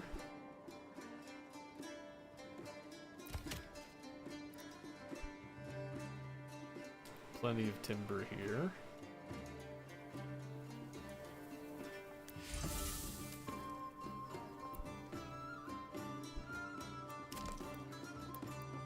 On a firewood cart. In another woodcutter lodge, I think. Over here. Oh, no unassigned families here, though. 29. Okay, and 29. Let's hold off on the bloomery then. And let's do a couple upgrades since we've gotten an abundance of wood there. We'll get some more families in.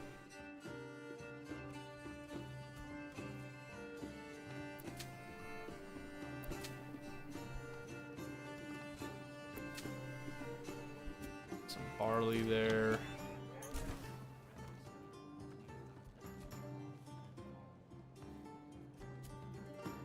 We have acquired some malt. So what do we need? Actually, a region is being claimed. One. Waldbrand, the center one. Kind of annoying. I don't think I can fight him on the battlefield.